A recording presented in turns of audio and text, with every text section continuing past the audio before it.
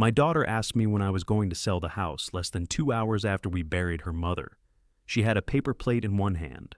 Half a dinner roll sat in a puddle of potato salad, untouched. Behind her, on a folding table in the church hall, Diane smiled out from the photograph Marissa had chosen for the memorial. It was an old picture, taken before the cancer, before the gray had reached Diane's temples. She was squinting into sunlight and laughing at whoever held the camera. Me, as it happened.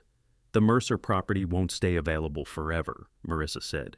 "If we wait too long, I could lose it." I looked at her black dress, the one Diane had helped her choose for somebody else's funeral 3 years earlier. I looked at the pearl earrings she'd borrowed from her mother and hadn't asked me if she could wear. Then I pulled out the metal chair beside her. "Marissa," I said, "sit down." She glanced around the room. That was when I knew she understood how her question sounded. Not before she asked it, only after she realized other people might have heard. "Dad, I'm not trying to sit." My brother Alan stopped 3 feet away with 2 cups of coffee in his hands. Marissa saw him. Her face tightened, and she lowered herself into the chair. I sat across from her while 30 people pretended not to listen. "Your mother has been in the ground for 1 hour and 43 minutes, I said. "I haven't gone home yet. I haven't walked into our bedroom. I haven't decided what side of the bed I'm supposed to sleep on." Her eyes flickered. "So, we are not discussing the sale of my house today. I wasn't asking for a decision today." "You asked when?" "Because Mom and I already discussed it." There it was. Not greed exactly. Something more complicated and, at that moment, harder to forgive. Diane's best friend, Ruth, appeared at my elbow, carrying a sweating glass of iced tea. Ruth was 67, 5 feet tall in shoes, and had spent 30 years as an emergency room nurse. She could hear distress through concrete. "Walter," she said, "you need to drink this." "I'm fine. You're at a funeral telling lies now?" She put the glass in my hand. Marissa pushed her plate away. "This is why I didn't want to bring it up in front of people." "You brought it up in front of people," I said. "I thought we could have a normal conversation." Alan made the mistake of clearing his throat. Marissa turned on him. "Do you need something, Uncle Alan?" He held out one of the coffees. "I did, but I believe I'm going to stand somewhere else until I don't." He backed toward the dessert table. Under different circumstances, Diane would have laughed. I could hear exactly how it would have sounded, the little snort at the beginning she denied making.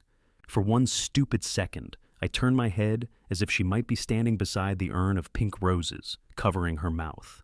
The empty space where she should have been hit harder than Marissa's question. I stood. "We're done with this." "Dad." "Not here." Her chair scraped as she rose after me. "You're making it sound like I came to Mom's funeral to ask for money." I stopped because that sentence had too many answers, and none of them belonged in a church hall. Marissa folded her arms. She had Diane's eyes, hazel with a green ring near the pupil, but she used them differently. Diane's eyes invited you in. Marissa's waited for you to contradict her. She wanted one good thing to come out of all this, she said. I stared at her. All this. 14 months of chemotherapy, 3 surgeries, a drain in Diane's side that I emptied twice a day. Hair in the shower, insurance calls, the blue plastic basin Diane vomited into because she refused to use the wastebasket I had lined for her, her hand searching for mine at 3 a.m. And now, a commercial property on Mercer Avenue. Ruth touched my sleeve. It was barely a touch, 2 fingers against my jacket, but it reminded me that I still had a body and that people were looking at it. "Go get some air," she said. "I don't need air. Then go inspect the parking lot. You men always feel better if you can inspect something." I gave her the iced tea and walked out. The church parking lot looked the way parking lots do after funerals. Too bright, too ordinary. Somebody's white pickup had a dent in the tailgate. A fast food cup rolled under a Buick. Across the street, a man in a red cap was blowing grass clippings off the sidewalk as if this were any other Thursday. I stood beside Diane's Subaru and reached for my keys before remembering Alan had driven me. The Subaru had been sitting in our driveway for 6 weeks. I had brought it to the church that morning because Diane hated riding in Alan's truck. She used to complain that the passenger seat forced her knees up to her chin, which was an exaggeration by at least 4 inches. I had driven her car because it smelled faintly like her hand lotion. Now, I couldn't remember giving the keys to anyone. I checked my pockets twice. Funeral cards, reading glasses, a folded tissue somebody had handed me at the cemetery, no keys. Looking for these? Evan stood behind me, holding up the Subaru key. For a second, I thought grief had begun manufacturing people. My son looked older than he had on the phone. 40 years old, beard going silver at the chin, airport wrinkles in his shirt. His tie was crooked and too short. A carry-on bag rested by his shoes. "You missed it," I said. "I know, that's all." "No, I have a much longer, worse version if you want it." I didn't. He had been in Vancouver overseeing the installation of some industrial refrigeration system. When Diane died, he'd spent 17 hours trying to get home, missed one connection, then had his replacement flight canceled. I knew all that. I also knew he could have come 3 days earlier when the hospice nurse warned us. He had asked me if he should, and I'd told him no. I had told everyone no. Your mother's resting. There's nothing you can do. Wait until morning. I had made it sound as though Diane's death was a kitchen repair I could finish before anybody arrived. Evan looked toward the church doors. "Is Marissa inside?" "Yes." "She answer her phone?" "She's been busy." He gave me the key. "Ruth called me from the bathroom." "That sounds like Ruth. She said you might need somebody to drive your car." "I can drive. I didn't say you couldn't." We stood there with all the things we had no practice saying between us. Evan had Diane's mouth, but my habit of clenching his jaw when cornered. As a younger man, he'd been all momentum, new jobs, new cities, new plans that required money by Friday. Diane called it searching. I called it expensive. Our last real fight had happened 4 years earlier, when I finally refused to pay the security deposit on an apartment in Portland after he walked away from another job. He hadn't asked me for money since. He also hadn't come home for Christmas twice. "When did you get in?" I asked. 20 minutes ago. Cab dropped me at the house first. I thought you might be there. You went inside?" "No. Marissa's car wasn't there, and I figured she had the spare key." "She does." He nodded, studying my face. "Should she?" The church door opened before I could answer. Marissa came out carrying her purse and the framed photograph from the memorial table. She saw Evan and stopped. "Oh, good," she said. "You made it for the part where there's no point." Evan absorbed that without moving. He had experience. "I'm sorry. You should be." "My flight. Mom didn't die on a schedule convenient to you." "No," he said.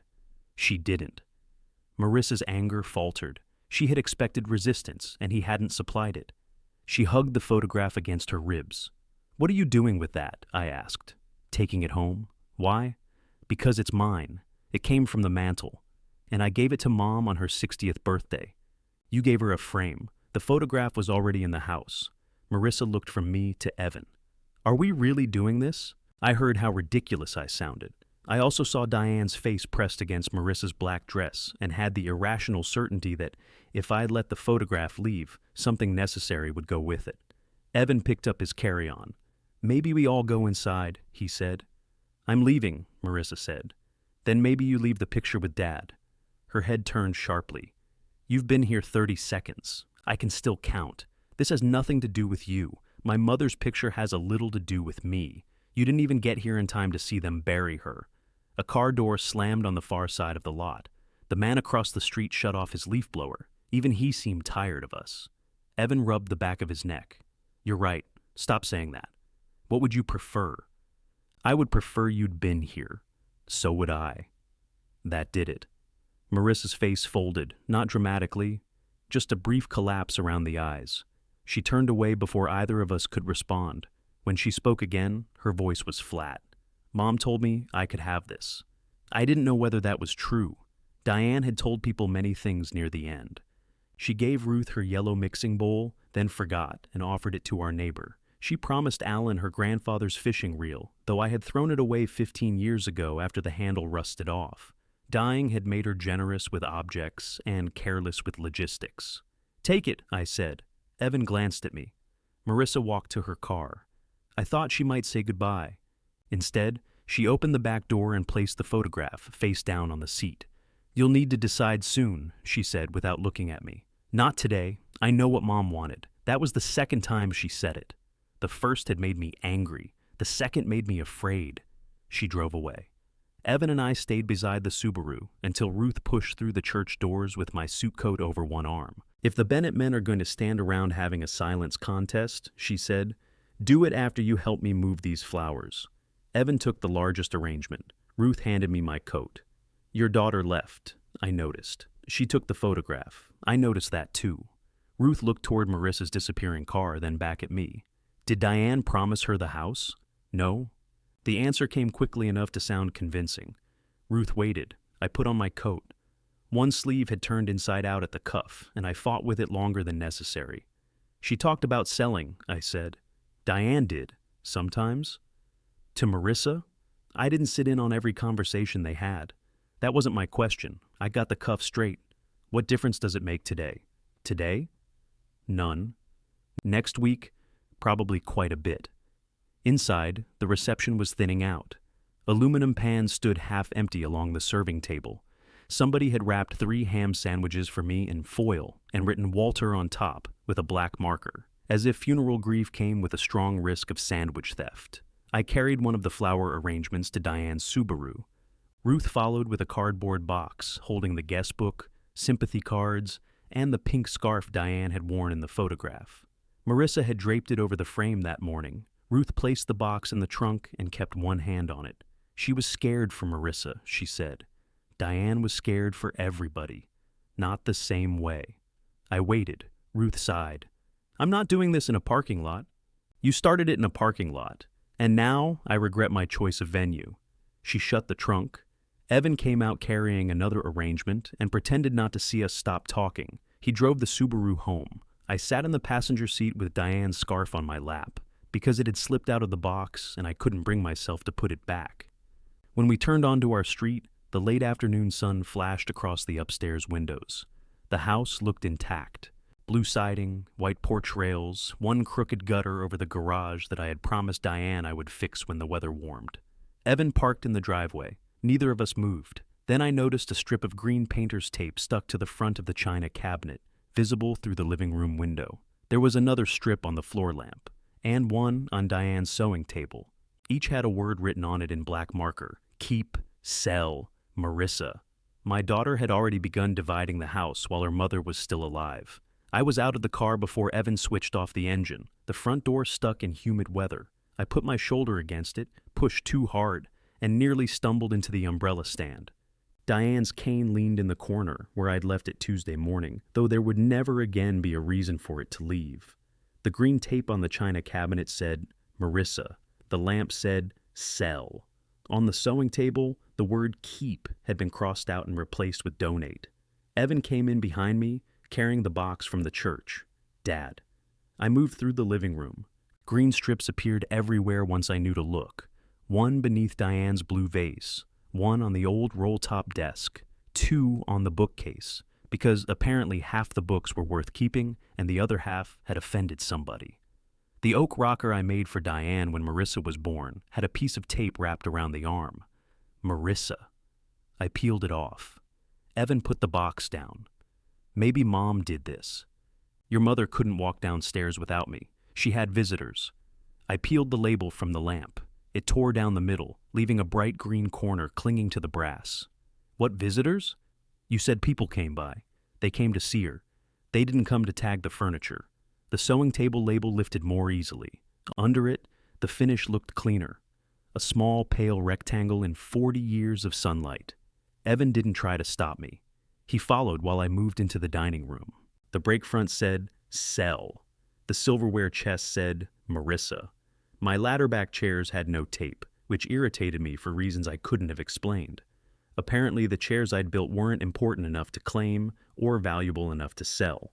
On the kitchen counter, Diane's red stand mixer wore a green flag. Ruth. That slowed me. Evan saw it too. Would Marissa give that to Ruth? No. Would Mom? I pulled the tape off and crumpled it with the others.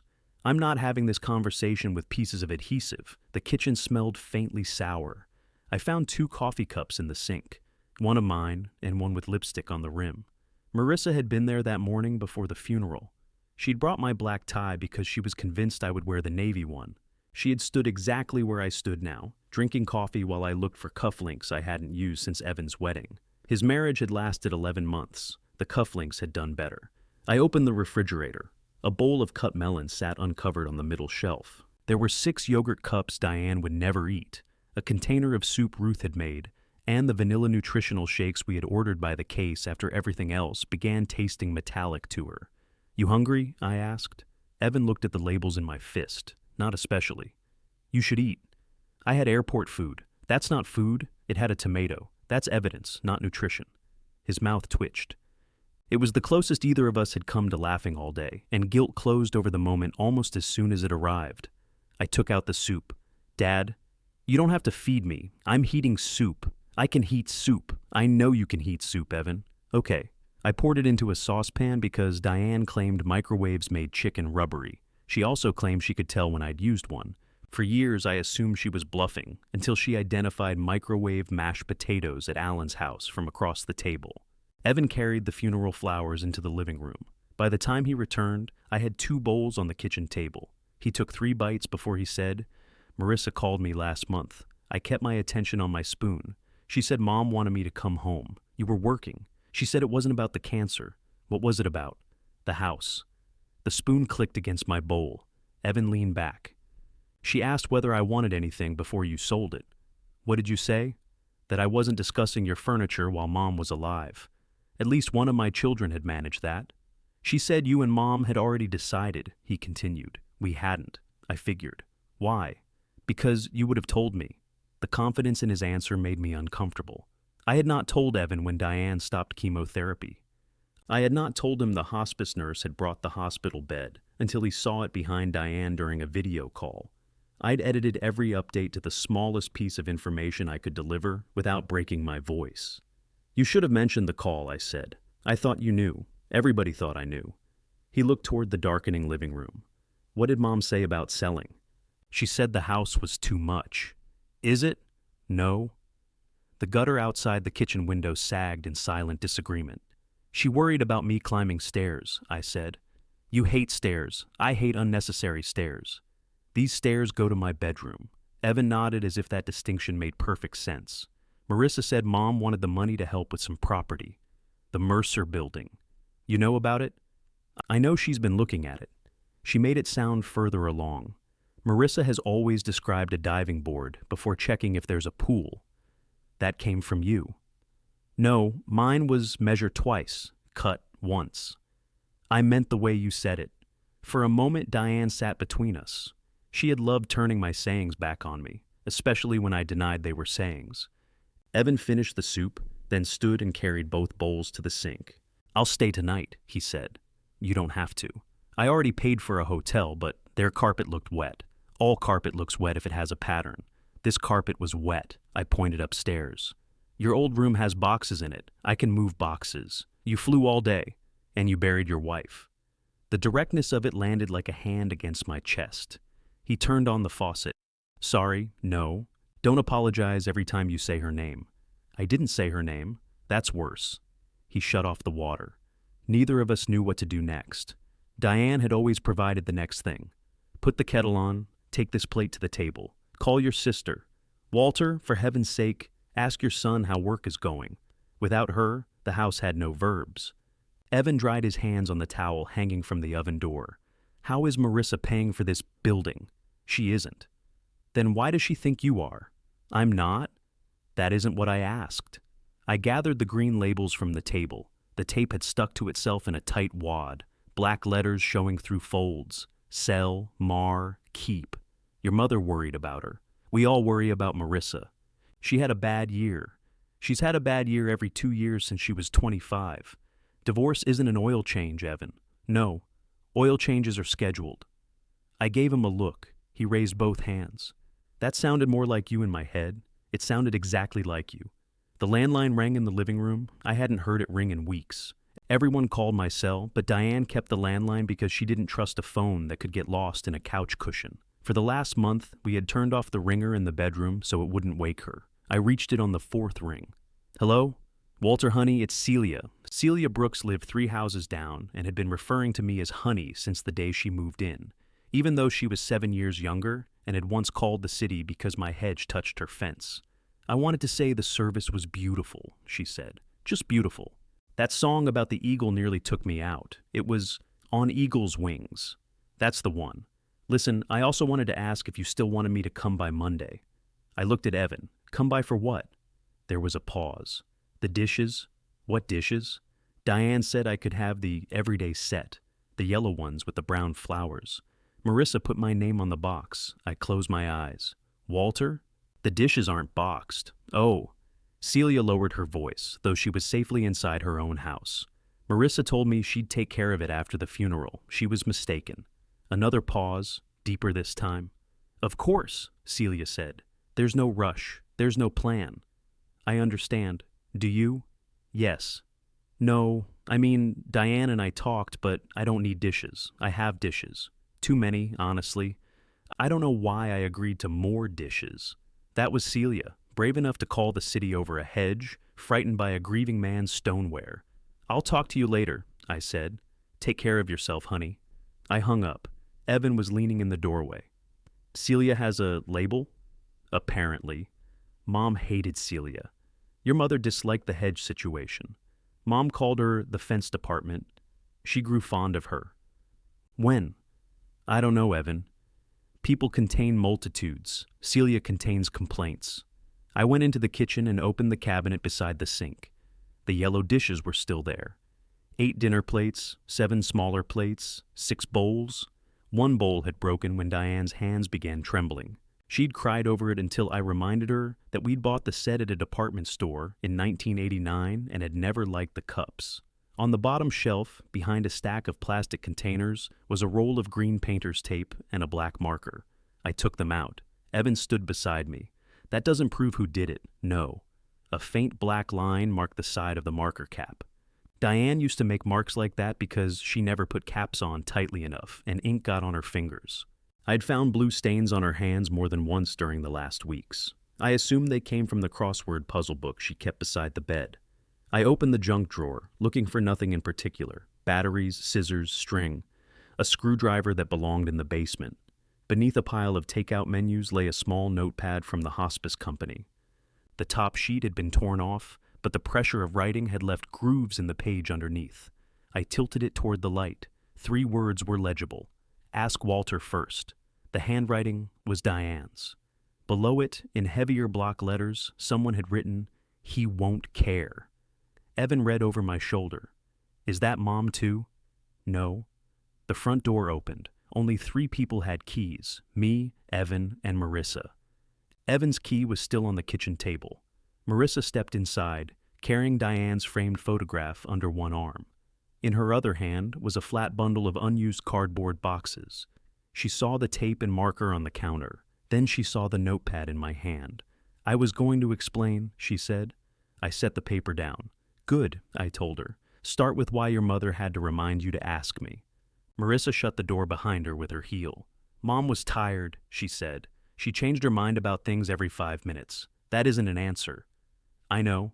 She placed the photograph on the entry table. Diane's face turned toward the wall, then leaned the flattened boxes beside the umbrella stand. Evan moved into the living room. Why do you have boxes? Marissa looked at him as if she'd forgotten he was there. Because the church wants the vases returned, and there are things upstairs Dad said he wanted donated. I didn't say that. You told me Mom's clothes would need to go, I said eventually. When? I don't know. That's what eventually means, Dad. It means no date, no plan, and then everybody gets angry when I try to make one. She walked into the kitchen without asking and picked up the hospice notepad. I watched her thumb rub across the grooves Diane's writing had left. Did you write that? I asked. Marissa didn't pretend not to know which part. Yes? Why?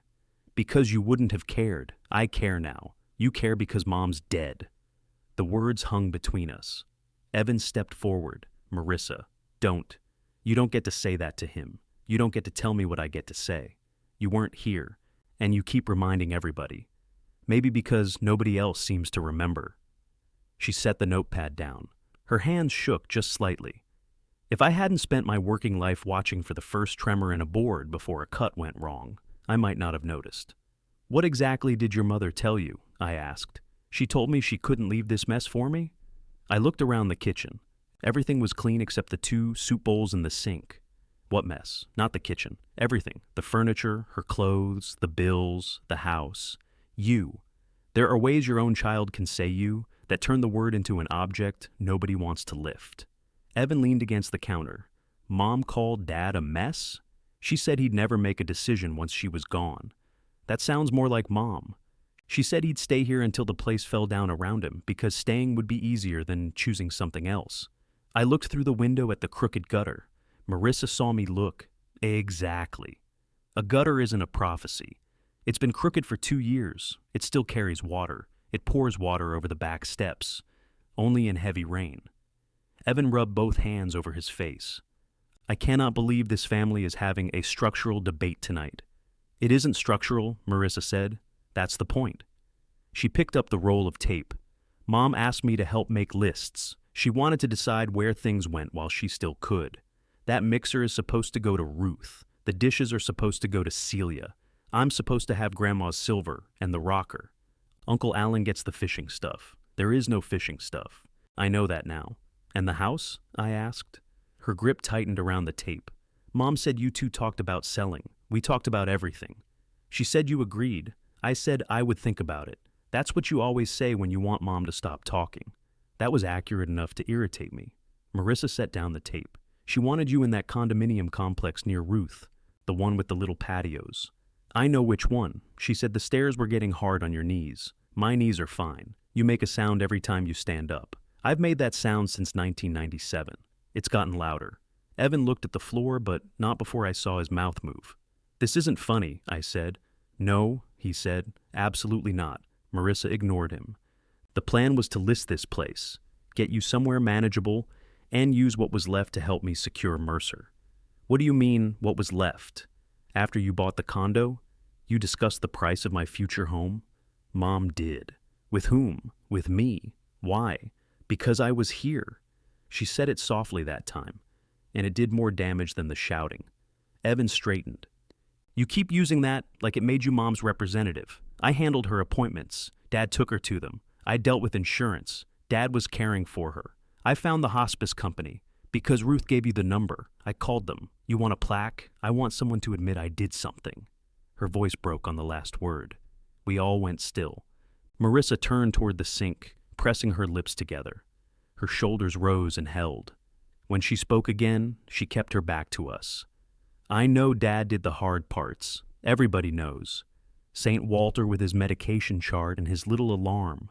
I'd come over and she'd already told him everything. What she ate, what hurt, what the doctor said.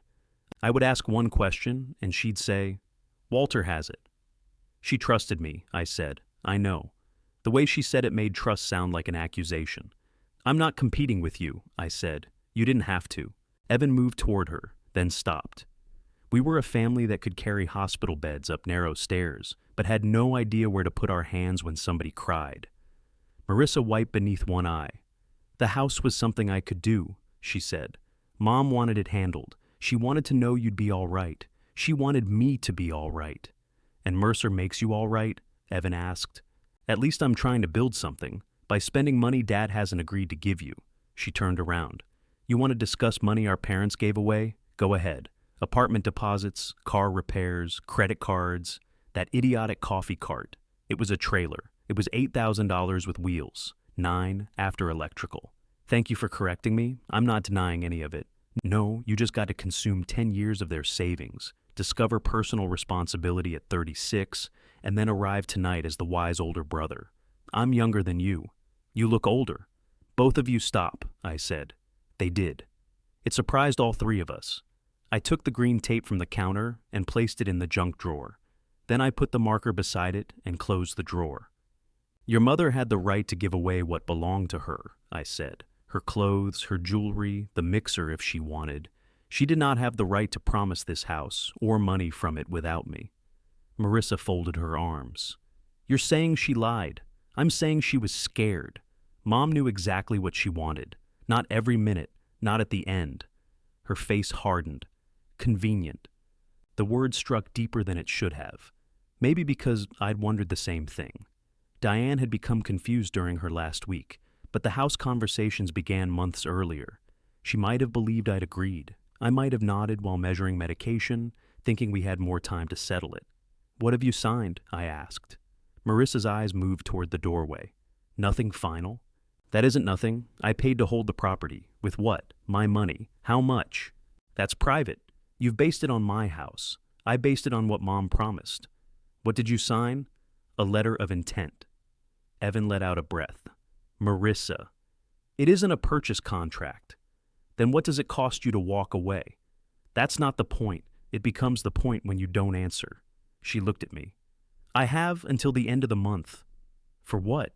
To show financing. And if you can't, they put it back on the market. How much did you pay? $5,000? I heard Diane's voice in my head. Walter, don't make that face. What face? Marissa asked. I didn't say anything. You don't have to. That's your gift. She snatched up her purse from the entry table. Where are you going? I asked. Home. You brought the photograph back. She paused. Yes. Why? Because you were looking at it like I'd taken Mom. The answer left me with nothing useful to say. She put her hand on the doorknob. The boxes stay in the hall, I said. Nothing gets packed. Nobody comes to value the house. Nobody comes to look at the house. Nobody discusses a listing until I decide I'm ready. What does ready mean? It means I tell you. That could be never. Yes. Her chin lifted. For a moment she looked exactly like Diane whenever a restaurant seated us near the kitchen after we'd made a reservation. Then the resemblance disappeared. Mom said you'd do this. Do what? Make me the bad person so you wouldn't have to decide. She left. The door closed more gently than I expected. Evan stared at the flat boxes. Want me to move those to the garage? No. Throw them away? No. Build a small fort. I looked at him. Not the time, he said. No. He picked up Diane's photograph and set it on the mantel, in the clean rectangle where it had stood before the funeral. Her scarf remained draped over the back of a kitchen chair. The flowers crowded the coffee table, extravagant and already beginning to droop. I can sleep on the couch, Evan said. There are sheets upstairs. I know. Your room's the same. I doubt that. It has a treadmill now. So, it's worse. He carried his bag upstairs. I heard him shifting boxes, opening the linen closet, swearing softly when something fell. I stayed in the living room. The green labels left pale marks wherever they had been, small ghosts on wood and brass. I found another one beneath the coffee table, Alan, written in Marissa's square handwriting. Alan had never liked that table. He'd split his shin on it during Christmas of 2008 and referred to it ever since as the Oak Assassin. I sat in Diane's rocker. From upstairs, Evan called, Dad? What? There aren't any sheets in here. Hall closet. I'm looking in the hall closet. Second shelf. The second shelf has towels. Under the towels, there was a pause. Why are the sheets under the towels? Because your mother put them there. Fair enough. I leaned my head back. Her absence was louder upstairs. I could feel the closed bedroom door above me, the room waiting in the dark. I had not entered it since that morning, when I'd stood at the mirror trying to tie the navy tie Marissa hated. The black one she brought still tightened my throat. I loosened the knot, climbed the stairs, and stopped outside the bedroom. Evan came into the hallway holding a stack of sheets. You okay? No. He waited. I opened the door. The hospital bed was gone. Hospice had removed it the morning after Diane died. In its place lay a rectangle of flattened carpet and 4 round dents where the wheels had rested. Our regular bed remained against the far wall, perfectly made. Marissa had changed the linens while I handled calls downstairs. A green label was stuck to Diane's bedside lamp. Walter. I stood there staring at my own name. Not sell, not donate. Not one of the places or people expected to absorb the remains of her life. Just Walter. Evan saw it over my shoulder. Did Marissa write that? Yes. What does it mean? I reached for the tape but couldn't pull it free. I don't know, I said. And for the first time since the funeral, that was the whole truth. I left the label on the lamp. Evan waited in the hallway while I walked around the bed.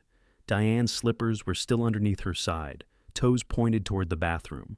One had tipped against the other. A paperback lay face down on her nightstand, open to page 83.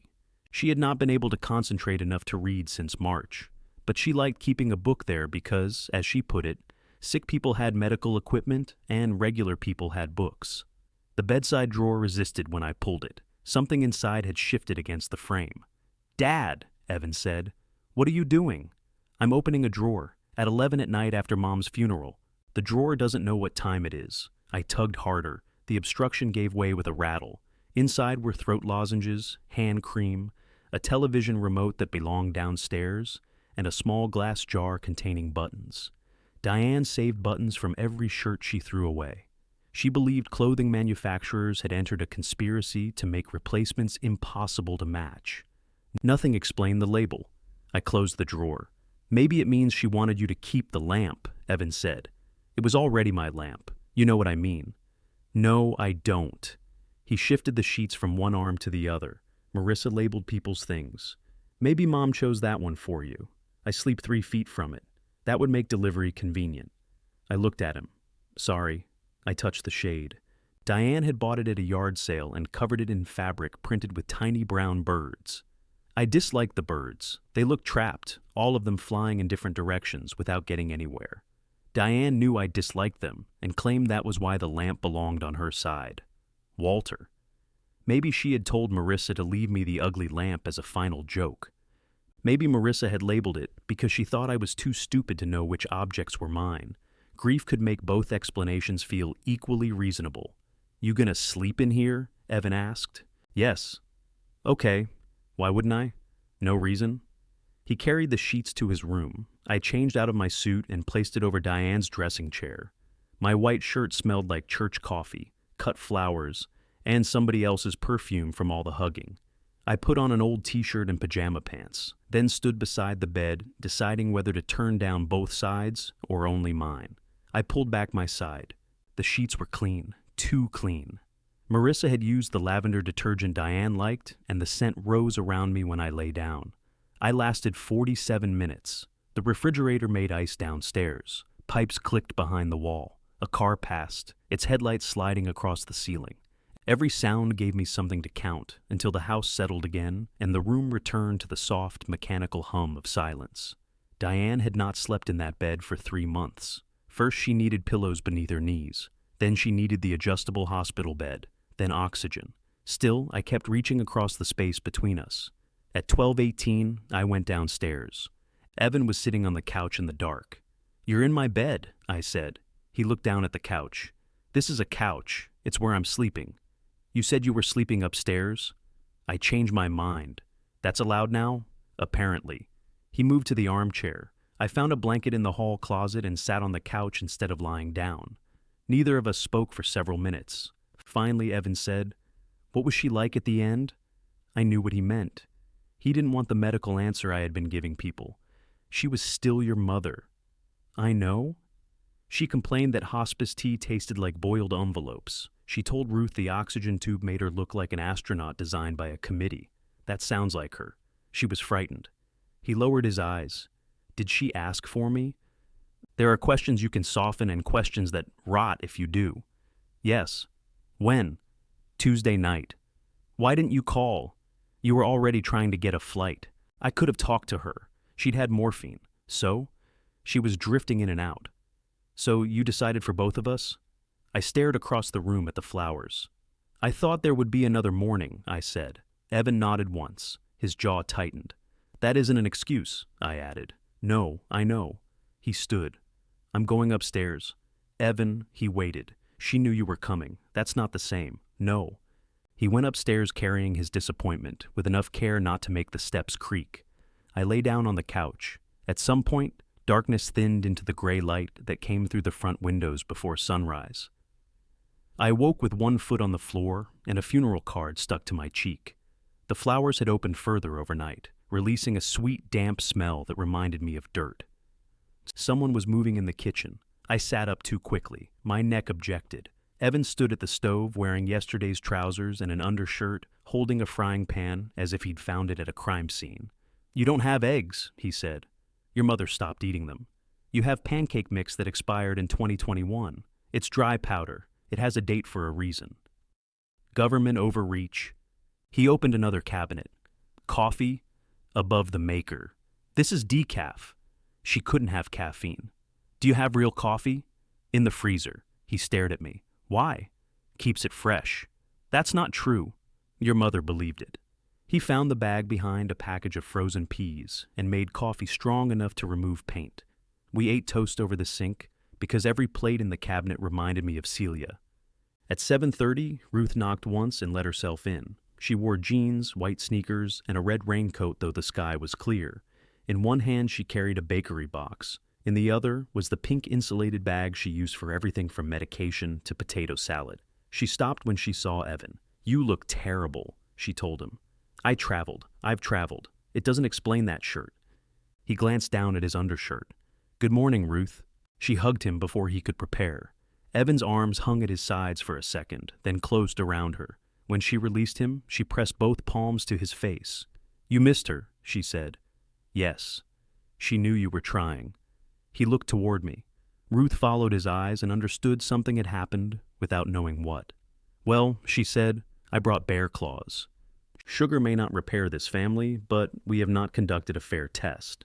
She put the bakery box on the table. I poured her coffee. She took one sip and frowned. "Did you make this?" "Evan." "That explains it. He always did resent kidneys." Evan opened the box. Ruth saw the green tape and marker through the slight gap in the junk drawer. Her expression changed. "You knew about the labels?" I said. She lowered her cup. "I knew Diane was making lists. That wasn't what I asked. You and your questions." "Yes, I knew Marissa was helping her mark a few things." "A few?" "I didn't inspect the house. The mixer had your name on it." Ruth blinked. "The red mixer? There's only one." I told Diane I didn't want it. She apparently disagreed. She made me promise to take it because she said you'd try to make biscuits and coat the ceiling in flour. I know how to use a mixer. Walter, you once put a spoon in it while it was running. The batter was stuck. The spoon left the bowl. Evan sat down with a bear claw. "Where did it go?" "Behind the refrigerator," Ruth and I said together. He chewed, pleased to have found a surviving piece of family history that didn't hurt. Ruth wrapped both hands around her coffee. "Diane wanted decisions made," she said. "It gave her something she could control." "Did she tell you I agreed to sell?" "She told me you two had talked about it." "That means no. It means you two talked about it. Did she say I agreed?" Ruth met my eyes. "No." The room went quiet except for Evan folding the wax paper from his pastry into smaller and smaller squares. "She said you would come around," Ruth continued. "She thought you'd be lonely here. I'm lonely everywhere. That isn't the argument you think it is." "What about Marissa? What about her?" "Diane promised her money from the house." Ruth looked down into her cup. "You knew." "I knew she wanted to help Marissa." "How?" "Mercer?" "Everybody knew about Mercer but me. You knew Marissa wanted the building. I didn't know she paid $5,000 to hold it." Ruth's head came up. "She did what?" "You didn't know that?" "No." For some reason her surprise calmed me. At least one person had not been invited to the planning committee for my disappearance. Ruth pulled out a chair. "Diane was worried about Marissa after the divorce," she said. "She thought the business would give her direction." "She already had a business," Evan said. "She had half a business and an ex-husband who took the client list." "According to Marissa," he said. Ruth pointed at him. "You've been home 12 hours. Don't become an expert." "I'm not an expert. I'm a survivor." "Of what?" "Our mother's financial optimism." I sat across from Ruth. "Did Diane believe I'd fund Mercer?" "She believed there would be enough after you moved. Enough." "She wasn't calculating your death, Walter. Just my square footage." Ruth leaned back. "You want me to tell you Diane was wrong?" "Yes. She was wrong." The answer came so cleanly that it took the air out of me. "She was wrong to make plans with Marissa before you agreed," Ruth said. "She was also dying, terrified of leaving you both alone, and trying to arrange people like furniture. Those things can't all be true. She put Marissa in a terrible position. Marissa put herself in a terrible position when she spent money she didn't have." Evan stopped folding the wax paper. Ruth looked from him to me. "And you," she said, "put everyone in a terrible position every time you heard a conversation you disliked and became mysteriously deaf. I was caring for my wife. You were. You were also avoiding her." I stood and carried my untouched pastry to the counter. The back steps glistened through the window. It had rained overnight, and water dripped steadily from the crooked gutter. "I'm fixing that today," I said. Ruth stared at the window. "The gutter?" "Yes. You buried Diane yesterday." "The gutter doesn't know." Evan covered his mouth with one hand. Ruth ignored him. "If you climb a ladder today, I will knock you off it myself. That defeats the purpose. Then I'll call Alan. Alan holds ladders like he's dancing with them. A car slowed in front of the house. I recognized the woman driving. Linda Carver had sold 2 houses on our street. Diane and I had spoken to her once at Celia's summer cookout. Her car pulled into my driveway. A folder lay on the passenger seat. A measuring wheel rested in the back. Ruth stood. Evan looked at me. "You invite a real estate agent for breakfast?" Linda stepped out and smiled toward the house. I looked at the flat boxes beside the front door. "No," I said, "but I know who did." Linda opened the back door of her car and took out the measuring wheel. I met her halfway up the walk. "Walter." Her smile softened into the funeral expression people wore around me now. I was so sorry to hear about Diane. She was a wonderful woman, thank you. The service was yesterday, wasn't it? Yes. Her eyes shifted to the house, then to the measuring wheel in her hand. "Oh," she said. Ruth had come onto the porch behind me. Evan stood in the doorway with half a bear claw and no shirt anyone would consider company ready. Linda lowered her voice. "Marissa said you wanted to move quickly. I don't, I see. I didn't make this appointment." She confirmed it. "Wednesday. Diane died early Wednesday morning." "What time?" "I'd have to check." "What time did she call you?" Linda's polite expression became careful. "Walter, maybe I should come back another day." "You shouldn't come back at all." "Of course." She returned the measuring wheel to the car, but kept the folder. "Did my wife contact you?" I asked. Linda looked at Ruth, as if hoping another woman might provide a safe exit. Ruth crossed her arms. "No exit there. Diane called me about a month ago," Linda said. "She wanted a general idea of the market. I told her I couldn't give an accurate number without seeing the interior. Did you see it?" "No."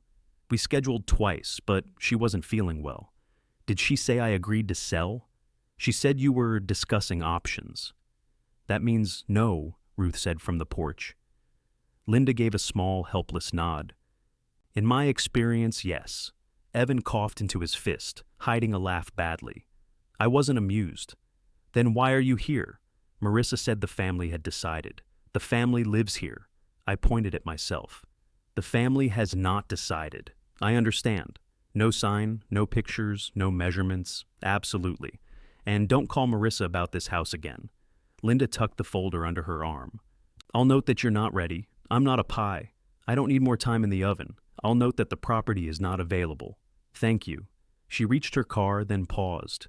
"For what it's worth," Diane sounded uncertain. I said nothing. She asked what people usually did after losing a spouse. I told her there isn't a usual. That sounded more like Diane than any clean plan Marissa had described. What else did she ask? Whether a house could be too full of memories to live in. Ruth looked at me. I kept my attention on Linda. "What did you tell her?"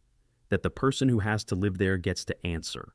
Linda got into her car and backed out of the driveway. Celia watched from behind her lace curtains across the hedge line, the white oval of her face visible for 1 second before she stepped away. Ruth came down the porch steps. "You handled that well." I treated a guest politely. You threatened her with a pie metaphor. She understood it. Evan joined us, now wearing his wrinkled dress shirt unbuttoned over the undershirt. "Marissa called her the same morning Mom died," he said. "We don't know that." "You asked what time?" And Linda didn't answer. She answered with her face.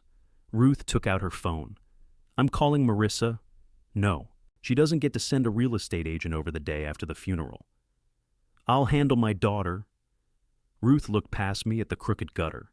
"Your recent record of handling things has water pouring over the back steps. That gutter is becoming overburdened as a symbol. It started it." She put her phone away, but only because I kept looking at her. I called Marissa from the kitchen. It went to voicemail. "This is your father. Linda Carver came by. The house is not for sale, and you are not to make appointments about it. Call me." Evan stood beside the coffee maker. "Strong voicemail," he said. I didn't ask for notes. A little formal. I was being clear. "You called yourself her father. I am her father. She knows. Go put on a real shirt. This is a real shirt. Finish buttoning it." He looked down. "That's fair." The ladder was in the garage. I brought it around to the back before Ruth realized what I was doing. She followed me through the kitchen. "You have got to be kidding. I'm not climbing it. I'm checking the footing. With your feet, you need to go home." "I do." "There are calmer people at the emergency room." I set the ladder beneath the gutter. The ground sloped toward the foundation, and one leg settled lower than the other. Evan came outside carrying 2 short boards. "Use these," he said. "Don't encourage him," Ruth said. "I'm stabilizing the instrument of his rebellion." I slid one board beneath the low leg. Ruth planted herself between me and the first rung. "Diane would haunt me personally if I let you break your neck today. She'd have to get in line." "Who else is haunting you?" "Apparently half the neighborhood, based on those labels." Evan put the second board under the other leg, then tested the ladder. "I'll go up," he said. "You don't know what you're looking for. It's a gutter. I'm looking for leaves, dead animals, and unresolved grief. Only 2 of those belong on a roof." He climbed before I could stop him. Ruth watched from below, with both hands hovering uselessly near his ankles. "If you fall, aim away from me." The gutter held 3 handfuls of wet maple seeds and a tennis ball blackened with age. Evan threw the ball down. "How did this get up here?" "Gravity reversed briefly in 2014. It came from the Petersons' yard," Ruth said. "Their dog used to launch balls off the deck." "That dog died 8 years ago," I said. "Then you've had 8 years to clean the gutter." I took the hose and flushed the downspout. Muddy water burst from the bottom elbow, followed by a clod of leaves. The gutter stopped dripping over the steps. "There," I said. Ruth looked at me. "Do you feel better?" "Yes." Liar. She left with 2 bear claws and Diane's red mixer despite protesting that she did not want it. I carried it to her car myself. Diane had won that argument after all. Marissa called as Evan and I were washing gutter sludge from our hands. "I didn't send Linda today," she said without greeting me. "She said you confirmed Wednesday. I confirmed an appointment Mom already made, after your mother died. I forgot about it until Linda texted. You could have canceled. I thought you might want to know what the house is worth.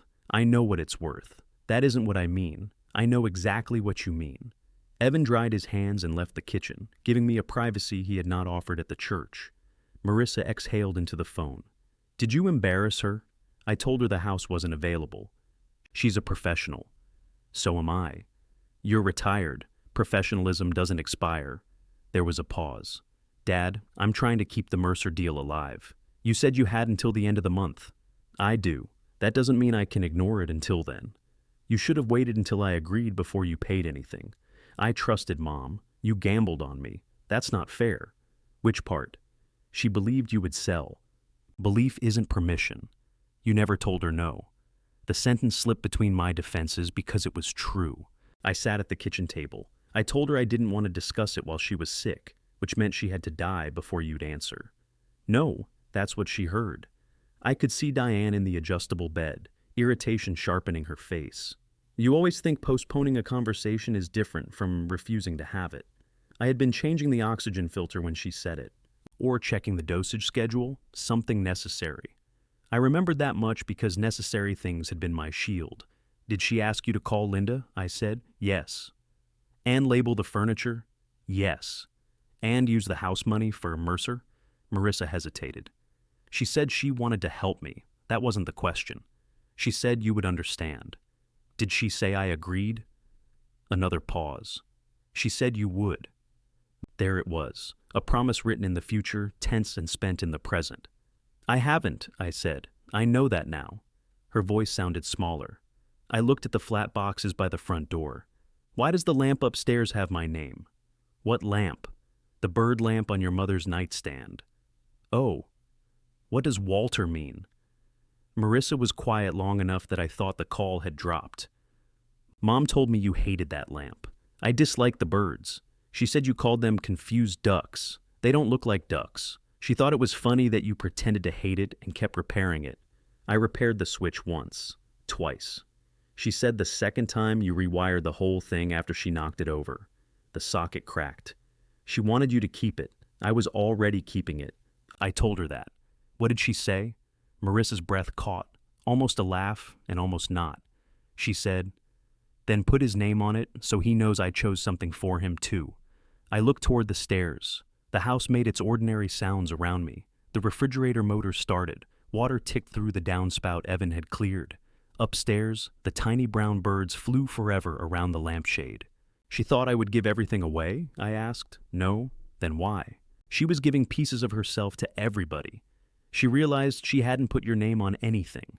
I had 41 years. That's what I said. What did she say? She said 41 years wasn't the same as having something you could turn on when the room got dark. I pressed my thumb against the edge of the kitchen table until it hurt. Marissa sniffed and then covered it with a cough. I didn't label you as furniture, Dad. I didn't think you did. You looked at me like I had. I didn't know what to think. Neither did I. She kept changing things. One day she wanted the house emptied immediately. The next day she made me promise not to touch her closet. She'd talk about the condo like you were moving next week. Then she'd ask if you'd remember to bring the porch plants inside before winter. That sounded like fear, not a plan. Bring the photograph back inside next time, I said. Don't leave her face down. I already brought it back, I know. I mean, if you move it. Okay, neither of us apologized. Don't send anyone else, I said. I won't. And don't come with boxes. They're already there. Then they stay flat.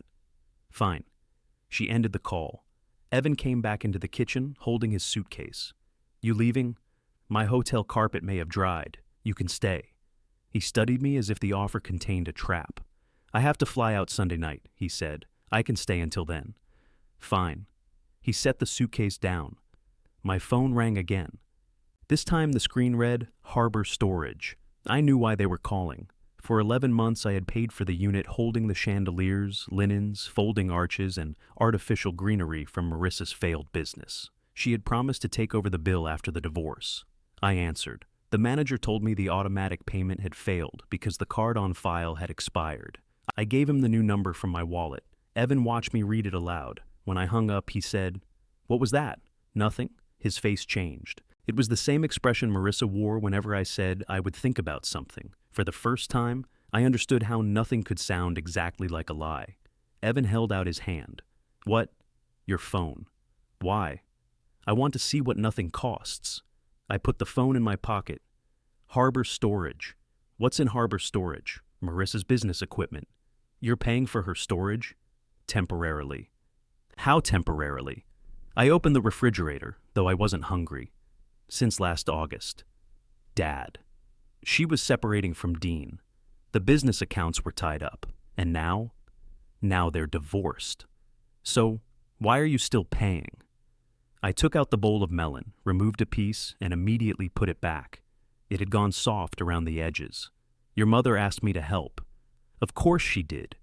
You don't have to say it like that. Like what? Like helping your sister is a character defect. Helping Marissa isn't. Paying her bills indefinitely while she tells everybody you've become incapable of making decisions might be. She never said incapable. She sent a real estate agent to your house before the funeral flowers opened.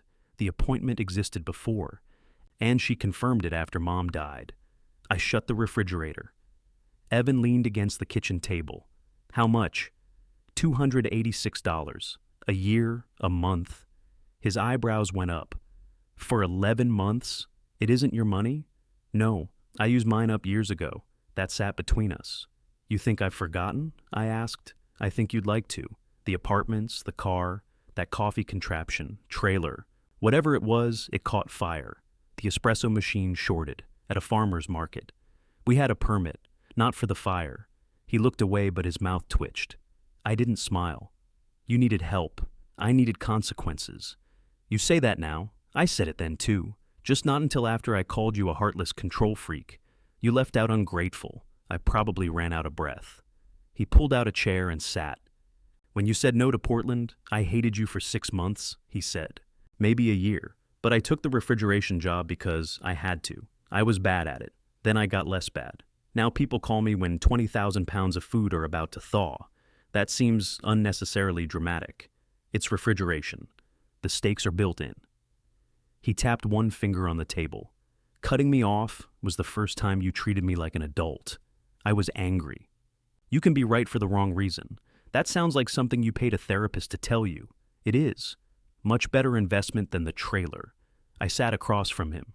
The expired card had been mine and Diane's joint card.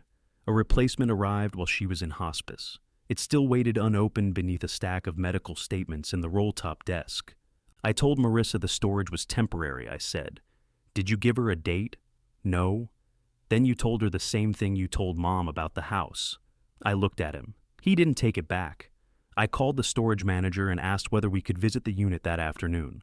The manager seemed puzzled by the question until I admitted the lease was in Marissa's name. He said she would need to authorize access or come with us. Evan sent her a message before I could reconsider. She responded 8 minutes later. "You have got to be kidding me." At 1 o'clock, she pulled into the harbor storage lot in a gray sweatshirt, black leggings, and oversized sunglasses. She'd tied her hair into a knot that looked painful. Evan and I stood outside the office beneath a banner advertising half-price climate control. Marissa got out of her car. "What are you doing?" she asked me. "Looking at what I'm paying for." "You know what's in the unit. I know what you told me." She glanced at Evan, and this was his idea. "Dad called the place. He wouldn't have if you weren't stirring things up." Evan shrugged.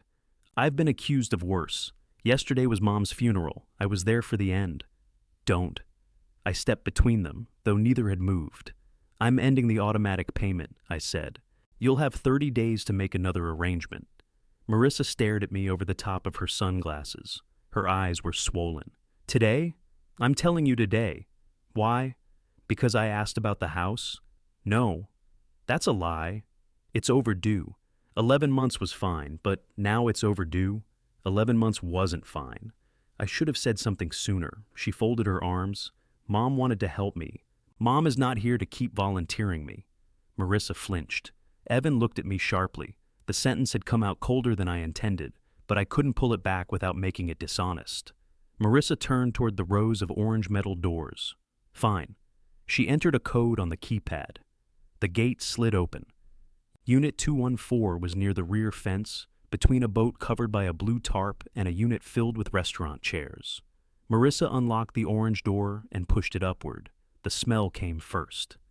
Dust, artificial flowers, and the faint waxy odor of candles.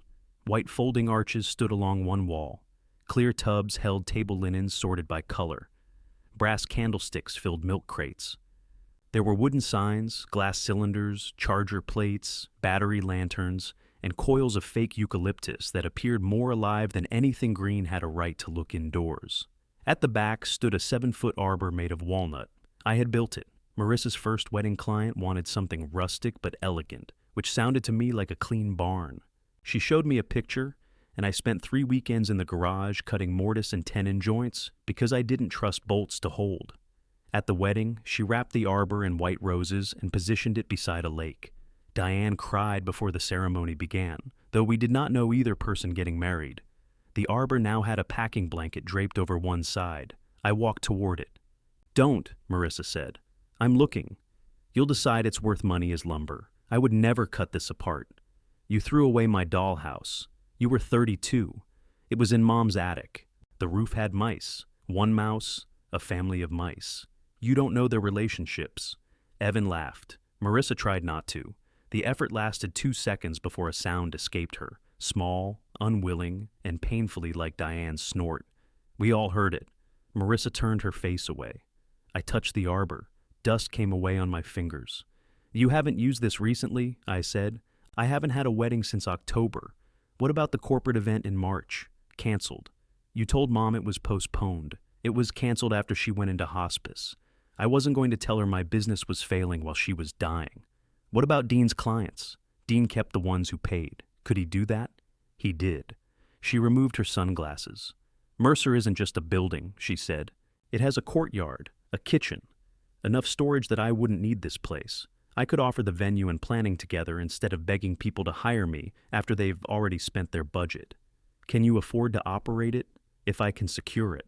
That isn't the same question. I have projections from before or after October." Her eyes narrowed. "You don't know anything about this business. I know 0 bookings is different from 12. Don't talk to me like I'm Evan with the coffee trailer." Evan sat on an overturned crate. The trailer had 8 paying customers. In its entire existence, their loyalty was impressive. "Stay out of this," she said. "I'm literally seated." I walked along the rows of tubs. Every label was in Marissa's handwriting. Ivory, blush, sage, gold. She had always organized beautifully when the things being organized couldn't disagree with her.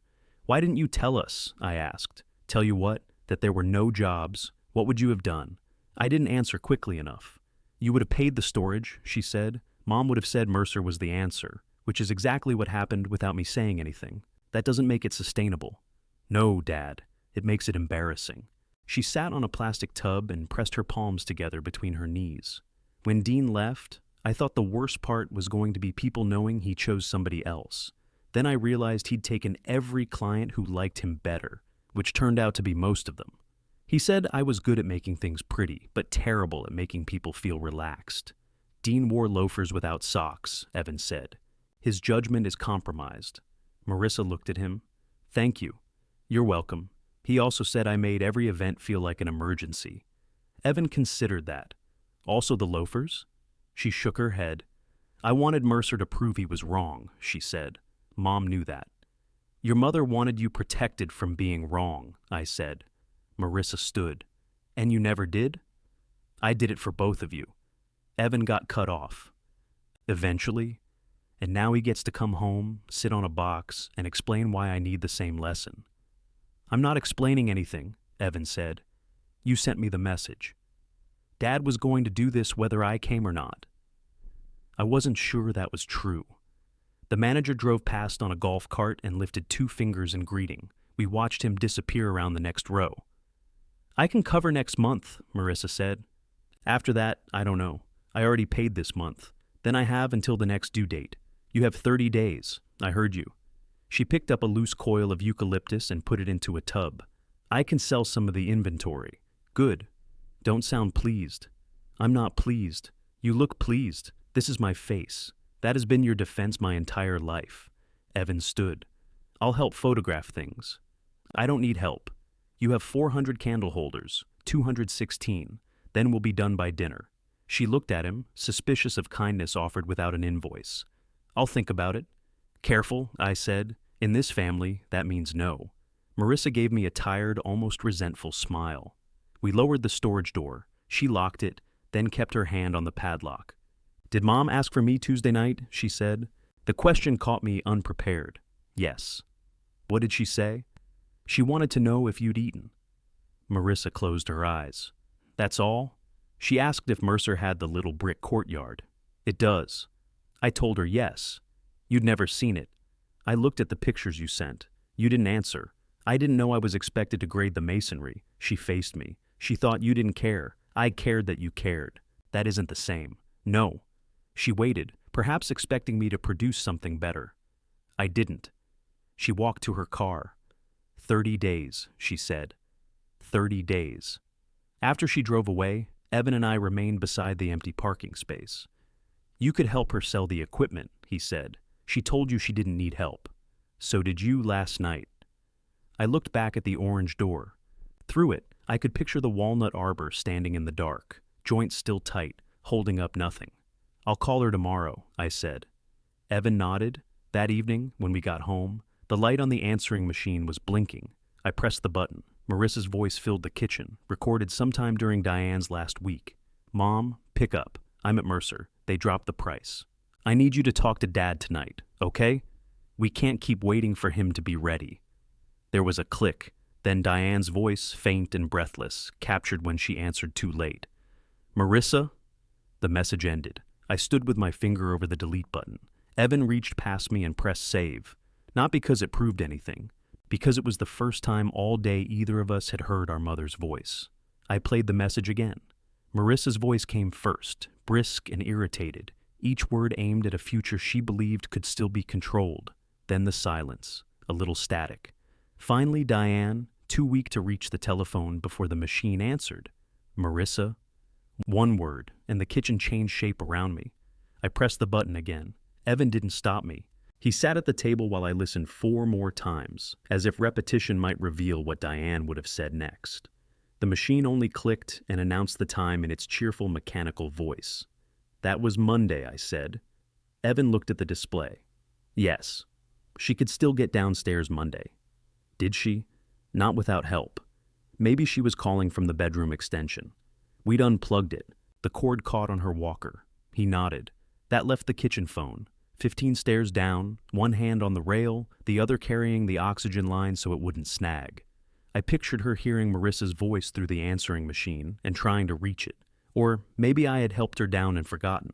The last week had become a drawer full of loose parts. I could reach in and recognize each one without knowing where it belonged. Why did Marissa call the house instead of Mom's cell? Evan asked. Her cell was on the charger. Where were you? Pharmacy. Maybe the grocery store. You don't remember? I remember buying mouth swabs and pear juice. I don't remember which day. He looked at the answering machine. Don't turn it into evidence, I said. I'm not? You saved it. Because it's Mom. That's what I said. You said it didn't prove anything. Same point. It isn't. I went upstairs and switched on the bird lamp. The shade cast brown shapes across the wall. From the bed, they looked less like birds than leaves caught in a storm. I left it on all night. I slept for nearly 3 hours. Hammering woke me. I came downstairs in pajama pants and found Marissa kneeling in the entry hall, folding the flaps of a cardboard box into place. She had assembled 2 already. Black marker lay uncapped beside her knee. What are you doing? She looked up. Not selling the house. You're making boxes, yes. People do use them for other things. The front door stood open. Cool morning air moved through the hall, bringing the smell of wet pavement. It had rained again. Your mother's clothes aren't going anywhere. I'm taking the medical supplies to the hospice donation center. You need boxes for that? There are unopened pads, gloves, bed liners, skin cleanser, and about 600 miles of plastic tubing.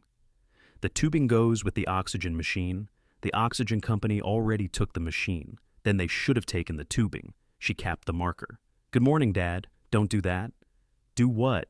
Make me sound unreasonable because you arrived at 8 in the morning with packing material. It's 9:15. I checked the clock. It was 9:15. Still morning, I texted you. My phone was downstairs. I can't plan around where you leave your phone. No one asked you to plan anything. Her mouth tightened. Evan appeared at the top of the stairs, hair wet, a towel around his shoulders. Are we fighting about boxes again? We're not fighting, Marissa said. We never are. We just speak loudly near containers. She stood. I'm taking the medical supplies. That's it. I looked at the boxes. One was labeled hospice. The other said donate. What goes in, donate. Whatever we agree on. Nothing. Then it can enjoy being an empty box. She carried hospice upstairs. I followed. The supplies were stacked in the bedroom closet behind Diane's dresses. Marissa knelt and began lifting packages into the box. She worked quickly, reading expiration dates and separating sealed items from opened ones. I stood in the doorway. Those gloves are mine, I said. She looked at the box. You need 400 nitrile gloves? For paint. They're extra small. Detail work. She handed me one package. Guard them with your life. Evan leaned against the hallway wall. Marissa reached behind the bed for a sealed package of disposable pads. Her shoulder brushed Diane's robe hanging from the bedpost. She stopped. The robe was pale blue, thin at both elbows. Diane wore it every morning, even in summer, tied loosely over her pajamas while she drank coffee. During the last month, she wore it over her hospital gown because she said the gown made her look employed by an institution. Marissa pressed the sleeve between her fingers. Mom said this should be thrown away, she said. No, it's stained. No, I wasn't doing it now. Then don't talk about it now. She let go of the sleeve. I should have left the room. Instead, I opened the closet door wider to make space for the box. Diane's clothes hung by color because Marissa had reorganized them during chemotherapy. White blouses, pale blues, then the darker sweaters she stopped wearing because wool hurt her skin. The closet still smelled like the cedar blocks I replaced every winter, and the perfume Diane had used sparingly after it began making her nauseated. Marissa touched a green cardigan. This one's mine? Says who? Mom? Everything says Mom according to you. Her hand dropped. Evan straightened. Dad. What? That was unnecessary. You don't know if she gave it to her. Neither do you. I do, Marissa said. She pulled the cardigan from the hanger. The wooden hanger clicked against the rod. She wore this to my courthouse ceremony when Dean and I got married. You had a church wedding. 3 months later. We did the legal part first because Dean needed health insurance. I know that. You complained about parking. The garage charged $22. Mom wore this cardigan. Afterward, we had lunch at that Italian place with the red booths, and she spilled oil on the cuff. Marissa turned the sleeve. A darker spot remained near one button. She said I should take it because I was the only person who would remember why the stain was there. I remembered the restaurant. I remembered the bad parking, Christine ordering veal, and Diane sending back her wine because the glass smelled like detergent. I did not remember the cardigan. Marissa held it against herself. She gave it to me before she died, she said. I left it here because I didn't want it to stop smelling like her. The hanger swung empty. Evan looked out the window. I touched the robe on the bedpost. It no longer smelled like Diane. It smelled like lavender detergent because Marissa had washed it. You changed the sheets, I said. Yes? Did you wash this too? She spilled tea on it Tuesday. I could have washed it. You were at the pharmacy. Pear juice, I said. What? I bought pear juice. Marissa looked at me for a long moment. She didn't drink it. I know. She asked for it, then said it tasted like wallpaper paste. I know. She sent me back to the store for apple juice.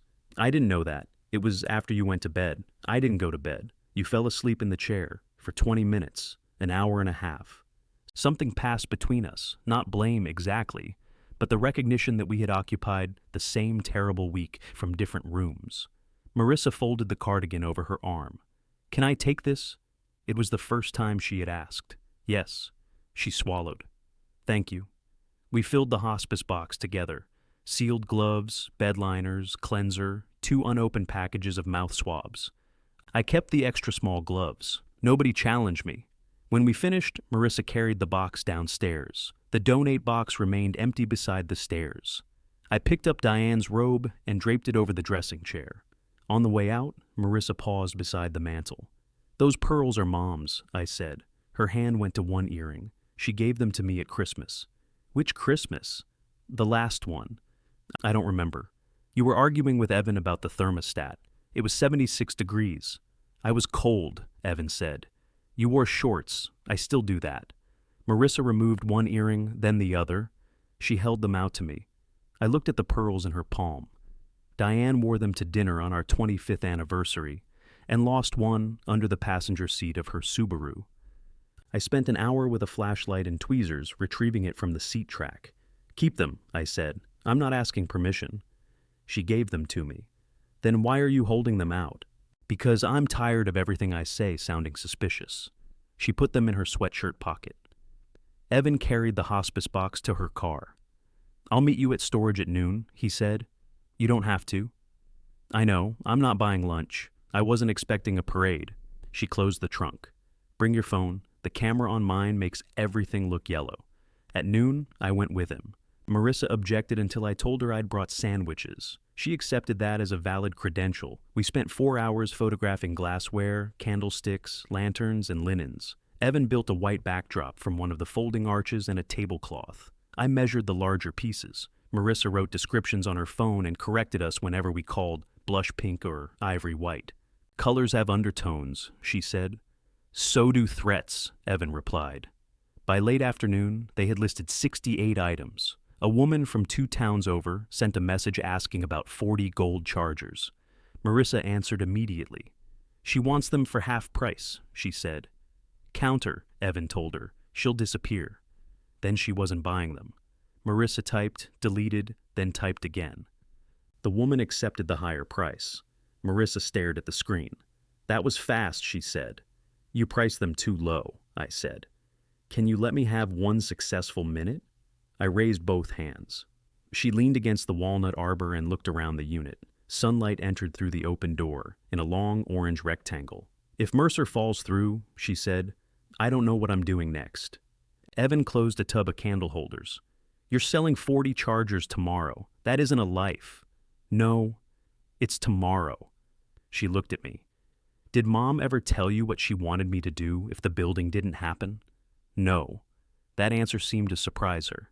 She acted like she knew, Marissa said. Your mother acted like she knew the correct route through airports she'd never visited. She once took us onto a service road in Phoenix, Evan said. She blamed the map.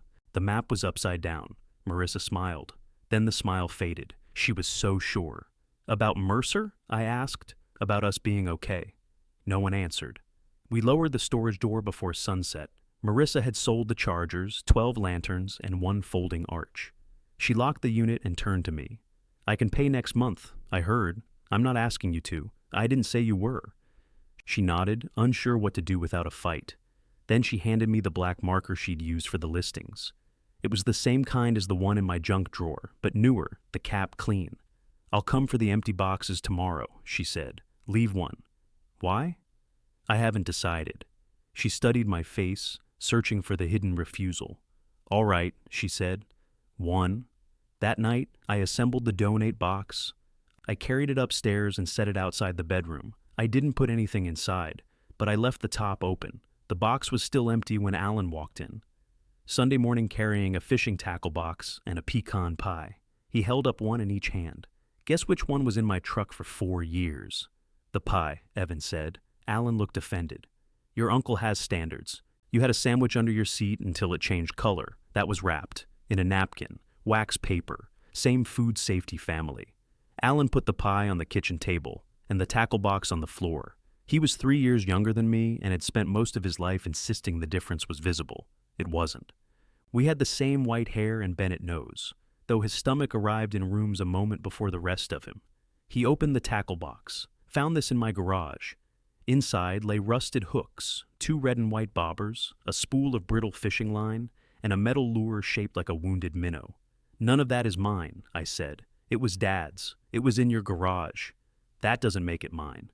Possession is 9/10 of not bringing junk to my house." Alan clicked the lid shut. "Diane said I was supposed to get the fishing things. The reel she meant is gone." "I know. You threw it away. The handle fell off. You could have repaired it." "With what hope? I would have liked the chance." I looked at him. He looked at the tackle box. Then he shrugged. "I don't want this either." Evan cut the pie. "You brought fishing equipment to a pie visit?" I asked. "It's not a pie visit." "What kind of visit is it?" Alan pulled out a chair. "Marissa called?" "Of course she did. She's worried. She's inconvenienced. Those can happen together." Evan handed him a slice. Alan took it, then remembered he was supposed to be serious. "She says you're refusing to consider anything." I considered Linda Carver for approximately 4 minutes. She sent a real estate agent the day after the funeral. I told her that was wrong. Good. I also told her this house may be too much for you. Bad. Alan pointed his fork toward the ceiling. 4 bedrooms, 3 in a sewing room, 2 floors. Most houses have floors. A yard. You have 2 acres. I complain about them constantly. That doesn't make you insightful. It makes you consistent.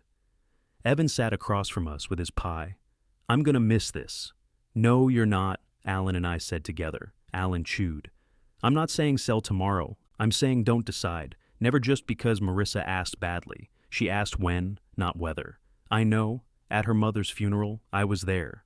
You walked away. I had 2 coffees. You abandoned one. Collateral damage." I wanted to stay angry, but Alan had brought pecan pie from the bakery Diane liked and remembered to ask them not to add chocolate. He cut his own grass twice a week, called me every Sunday whether we had anything to say, and once drove 6 hours to bring me a socket wrench I'd left at his cabin. His concern was irritating because it wasn't invented. "Did Diane ask you to talk to me?" I said. Alan lowered the fork. Evan stopped chewing. "When?" I asked. "January. About selling?" "About not becoming a hermit." "She was alive in January. She knew she wouldn't be forever." The sentence was plain, almost gentle. I resented him for being able to say it. "What did you tell her?" I asked. "That you'd make your own decision." "Thank you. And that your decisions occasionally arrive several years after everybody else needs them. Take your pie and leave. It's your pie. Then leave the pie and go." Alan smiled, but it faded when I didn't. "She was afraid you'd turn this place into a monument," he said. "I live here." "That isn't the same thing. It's been 4 days." "I know. That's why I'm not asking you to move. I'm asking you not to make staying a loyalty test." Evan set down his fork. The room became too crowded, though there were only 3 of us. "Marissa has everybody rehearsing the same speech," I said. "No," Alan said. "Marissa thinks you should sell so she can buy Mercer. I think you should do whatever allows you to live without maintaining 11 closets." 4. You're missing the point. I'm surrounded by people who claim that whenever I answer. Alan's face softened. "You also have people who love you. That doesn't entitle them to measure my rooms. No. Or tell me what Diane wanted. No. Or decide what I'm capable of. No." He closed the tackle box. "But love does entitle us to notice when you're eating toast over the sink and sleeping on the couch because going upstairs hurts." I looked at Evan. He raised both hands. I didn't tell him about the couch. Ruth did, Alan said. Ruth is a violation of medical privacy. She's retired. So is professionalism, apparently. Alan stood. He left the tackle box beside the refrigerator. I'll call next Sunday. I may not answer. You never answer. Diane did. He put one hand on my shoulder and squeezed before I could move away. At the door, he glanced upstairs and saw the open donation box. That's a start, he said. It's empty. Most starts are. After he left, Evan washed the pie plates. He's not wrong, he said. You're leaving in 6 hours. You don't need to fit in one more opinion. I wasn't talking about the house. What were you talking about? You have people trying to help, and you treat every concern like an attempted burglary. One of those people labeled my furniture. One person did. Alan brought pie and fishing garbage. Families are complicated. That's another therapist's line. No, that one came free. He dried the plates and put them in the cabinet with Celia's yellow dishes. I need to go through Mom's things too, he said. Not today. I didn't say today. When? I don't know. Eventually, we both heard it. Evan laughed once. I walked into that. He went upstairs to pack. Marissa arrived before lunch to collect the unused boxes. She wore the green cardigan and Diane's pearls. The combination made me pause. What? She asked. Nothing. You're staring. The cardigan looks good. Her hand moved to the stained cuff. Thank you. She flattened 2 boxes and tucked them beneath her arm. The donate box remained upstairs.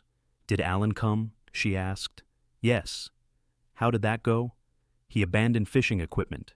Did he talk to you? He ate pie. She nodded, understanding the answer I had not given.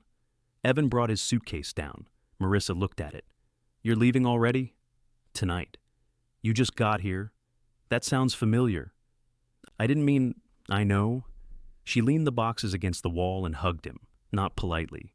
She wrapped both arms around his neck and held on. Evan's suitcase tipped over beside them. He closed his eyes. I'm sorry, he said into her hair. I know. I should have come sooner. I know. When they separated, Marissa wiped her face with the heel of her hand. Call me, Evan said. You don't answer? I answer now. You answered when you needed money. That was also true. She gave him a look, then laughed despite herself. They agreed to speak Tuesday about the remaining storage inventory. I watched them make a plan that did not require me. It felt both healthy and strangely like being dismissed. Marissa picked up the flattened boxes. I'm making pasta tonight, she told me. You could come? I have food. You have 11 casseroles. Those are food. 3 contain broccoli and mayonnaise. Still technically. 6 o'clock? I didn't say yes. You didn't say no. Those aren't the only options. In this family, they are. She left before I answered. Evan's ride arrived at 5. I stood with him on the porch while the driver rearranged luggage in the trunk. You sure you're all right? Evan asked. No. Good. Why is that good? Because it's an honest answer.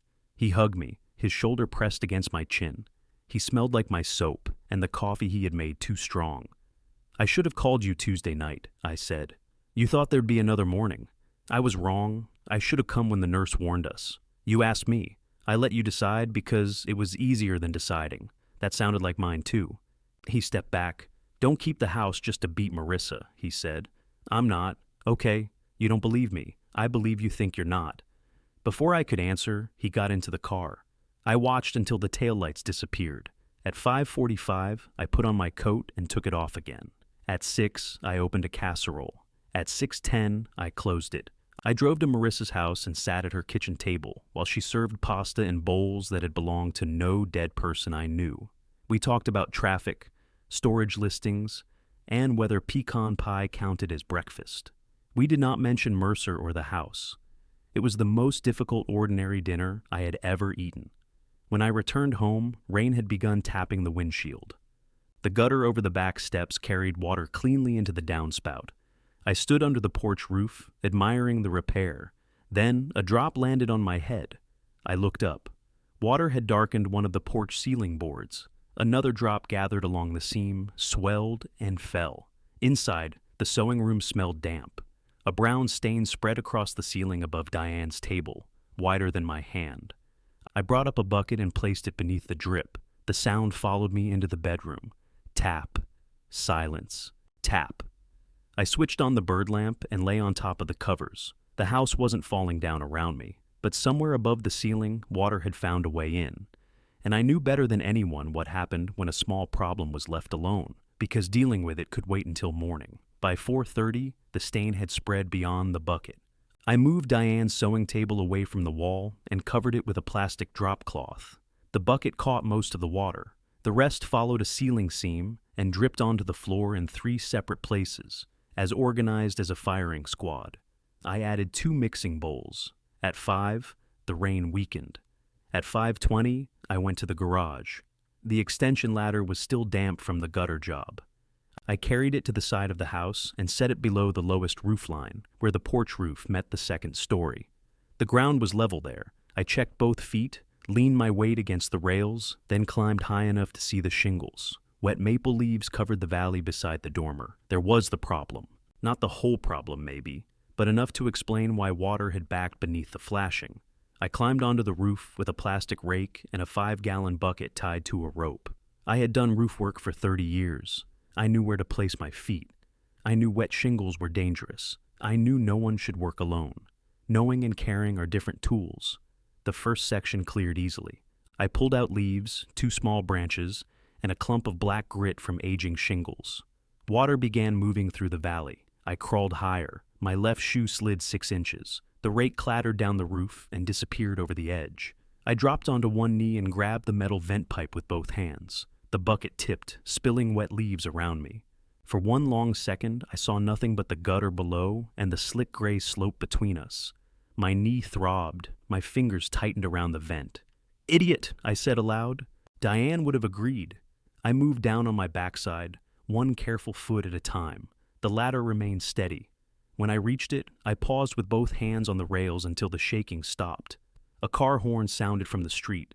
Celia stood in her driveway, wearing a pink bathrobe and slippers, one hand on the horn of her Buick. "What are you doing?" she yelled. "Roof, I can see that." "Then why did you ask? You're not supposed to be up there alone." "Go inside, Celia. I'm calling Ruth. That is not an emergency service. She answers faster." I climbed down. The rake had landed in a shrub. I retrieved it, carried the ladder to the garage, and went inside before Celia could organize a neighborhood response. My knee had already begun swelling. A red scrape ran along my shin where it had struck the flashing. I cleaned it at the kitchen sink, held a bag of frozen peas against the bruise, and drank coffee while standing. At 7:10, Ruth entered without knocking. "Show me your head. My head is fine. Show me." "How?" "Turn around." I hit my knee. "So you admit you fell?" I slipped. "Off what?" "Nothing. I remained on the roof." That sentence is not reassuring. She examined my pupils with the flashlight on her phone, then pulled out the chair across from me. "Sit." "I've had enough people ordering others to sit this week." Then collapsed standing. "It will be educational." I sat. She pushed up my pajama leg and looked at the bruise. "You need ice." I lifted the peas. "Those expired in 2019. They're not for eating." "Good, because they've become a single pea." She pressed lightly along my kneecap. "It isn't broken." "I know." "You can still be injured without breaking something." "I know." "Then why do you require me to say every obvious fact to keep your retirement meaningful?" She gave me a look that had probably frightened hospital administrators. Celia appeared at the open back door. "I brought muffins," she announced. Ruth turned. "Why are you here?" I witnessed the event. "There was no event," I said. Celia set a covered plate on the counter. He was crawling toward the roof edge like a raccoon with vertigo. "I slipped once. You disappeared. I came down the other side. I thought you fell into the backyard. Wouldn't you have heard that?" I was on the phone with Ruth. Ruth pointed toward the living room. "Go drink coffee, Celia." Celia obeyed, which proved Ruth still had professional authority, whether she was retired or not. "You need a roofer," Ruth said. "I need new flashing." "You need somebody else to install new flashing." "I can install flashing. Not with a bruised knee. The roof will dry, and you will remain 70 years old. 69. By the time this argument ends, 70. My phone buzzed on the table. "Marissa." Ruth looked at the screen. "Did you call her?" "No." "Did Celia?" From the living room, Celia said. "I called everybody." I answered. Marissa did not say hello. "Were you on the roof?" Briefly. "Oh my God, don't use that tone." What tone would be appropriate? The one you use when speaking to an adult who cleared a blocked roof valley. Did you fall? No. Ruth said, you fell. Ruth raised both palms. I said he nearly fell, she called toward the phone. Everybody stop describing it, I said. Marissa's breathing changed. I could hear her walking quickly, then a car door opening. Where are you? I asked. Coming over. There's no need. I'm already in the car. That doesn't create a need. She disconnected. Ruth took the frozen peas from my knee and turned them over. She's going to use this as proof, I said. Of what? That I can't live here? You climbed onto a wet roof alone before sunrise. I didn't say it was wise. What proof would you prefer? The fact that I came back down. Ruth closed her eyes. Marissa arrived 12 minutes later in a black blouse and dress pants, her hair still damp. She must have been preparing for work. She walked into the kitchen, saw my knee, and stopped. You fell. I slipped. That is falling with better public relations. I remained upright. You're sitting. That was Ruth's demand. Marissa looked at the ceiling stain visible through the dining room doorway. How bad is the leak? Localized? Did you go into the attic? Not yet. Why not? My social calendar filled unexpectedly. She put her purse on the counter. This is exactly what Mom was afraid of. There it is. What? You couldn't wait to say it. You scared me. I cleared leaves. You got on a roof in the dark. It wasn't dark. The sun wasn't up. There was ambient light. Dad? What? Her mouth trembled. Not anger, not entirely. I don't want to find you at the bottom of a ladder, she said. You won't. You can't promise that. Nobody can. That is not comforting. I'm not asking you to supervise me. I know. You don't ask anybody for anything until they happen to discover you bleeding over frozen vegetables. Celia entered with a coffee cup. In fairness, the bleeding was minimal. Marissa stared at her. Why are you here? I saw the raccoon incident. Celia, Ruth said, I'm going. She took 2 muffins and left. Marissa lowered her voice. You think I want the house because of Mercer? You do. I also want someone else responsible for you. The kitchen went still. Someone else? I asked. The condo association, maintenance people, neighbors who notice things, Celia noticed. That is not helping. I'm not a responsibility to transfer. I didn't mean it like that. You said it exactly like that. She leaned both hands on the table. I spent 14 months waiting for the call that Mom had fallen, or stopped breathing, or you had driven into a ditch because you hadn't slept. Every time the phone rang after 10, I felt sick.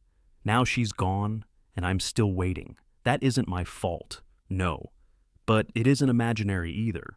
Ruth gathered the ruined peas and carried them to the sink. Both of you are discussing 2 separate things, she said. Walter can live in his own house. Walter also acted like an idiot this morning. I accept the second statement, I said. Marissa folded her arms. Do you accept that Mom had a reason to worry? Yes. She blinked, having prepared for resistance. Yes, she repeated. Your mother worried professionally. It doesn't mean she gets every decision right. The roofer Ruth called arrived at 11. His name was Miguel, and he had repaired Alan's garage after a branch came through it. He inspected the attic, climbed onto the roof with a harness, and took the pictures of the flashing. The house is not collapsing, he said when he came down. I looked at Marissa. She ignored me. The dormer flashing has pulled away, Miguel continued. There's some rot in 2 porch ceiling boards. The roof itself has years left. How many years? Marissa asked. Maybe 8, maybe 12. Depends on weather. What will the repair cost? I asked. He gave me a number that was irritating but manageable. I can replace the interior boards after it dries, I said. Miguel looked at my knee. From the ground? I'm a carpenter. He's retired, Marissa said. Wood doesn't know. Miguel wisely stayed out of it. I hired him to repair the flashing. He could return Tuesday. After Ruth left and Marissa walked him to his truck, I poured out the water from the bucket in bowls. The sewing table remained under plastic. Marissa came back inside. You were right, she said. About? The house isn't falling down. I waited. You're not going to be gracious. I'm deciding how. She pulled the plastic away from one corner of the sewing table. Mom loved this thing. She found it at an estate sale. She said you hated it. It had woodworm. You fixed it. That doesn't mean I liked it. She smiled faintly. I have a meeting at Mercer this afternoon, she said. The owner wants to know whether I'm still serious. Are you? Yes. With what money? That's what the meeting is about. Marissa. I'm not asking you for anything. Then why tell me? She straightened the edge of the plastic. Because you've never seen it. I've seen pictures. That's what you said when Mom asked if you liked the courtyard. I was busy. She wanted you to care because I cared. I did. Then come look at it. I almost said no. The word was ready and familiar. What time? I asked. She looked up. 3. That's not an agreement about the house. I know. Or the money. I know. I'm looking at a building. Yes. At 2:45, Marissa drove us downtown. Neither of us spoke about the bruise darkening beneath my trouser leg. The Mercer property stood between a tire shop and a boarded pharmacy. Its brick courtyard was smaller than the photographs suggested, and weeds pushed between the pavers. Marissa unlocked the gate. For the first time, she wasn't showing me what she wanted from my life. She was showing me what she hoped to make of hers. Marissa pushed open the courtyard gate. It needs cleaning, she said. That's apparent. And landscaping. Also apparent. You could try not to sound delighted. I'm looking. The courtyard was roughly 30 feet square, enclosed by brick walls on 3 sides. An old metal fire escape crossed the back wall. 2 dead shrubs occupied concrete planters large enough to bury appliances in. A string of cafe lights sagged overhead, half the bulbs missing. Marissa walked to the center and turned in a slow circle. Dinner tables here, she said. Ceremonies against that wall. The walnut arbor would fit between those windows. It would. Cocktail hour could happen inside if the weather turns. Where do caterers unload? She pointed to a narrow alley. That gate. Can a truck clear it? Vans can. What about trash? Behind the kitchen, restrooms, 2. For how many guests? 120. That isn't enough. It meets occupancy. That wasn't my question. She sighed. Can you wait until you see the inside before killing the business? I'm asking where people use the bathroom. You make it sound sinister. She unlocked a set of glass doors. The main room had high ceilings, exposed brick, and tall windows facing Mercer Avenue. Dust covered the concrete floor. A row of pendant lights hung above what had once been a retail counter. The place was beautiful in the way empty buildings are beautiful. Nothing inside yet to prove they don't work. Folding tables here, Marissa said. Dance floor in the middle. Bar along that wall. I walked toward the back. A brown stain marked the ceiling near one pendant. I pointed at it. Old leak, she said. According to whom? The owner. Roof repaired, he says. Receipt? I don't know. The kitchen contained a commercial sink, an electric range, and 3 open spaces where appliances had been removed. One faucet dripped. A dark line ran along the baseboard behind the sink. Water damage, I said. It's a kitchen. Water belongs inside pipes. You had 3 bowls under your ceiling this morning, and I hired someone before inviting 120 people to stand beneath it. She leaned against the sink. You want it to be bad? No. You've found 12 things wrong and 1 thing you like. I said the arbor would fit. That was not praise for the building.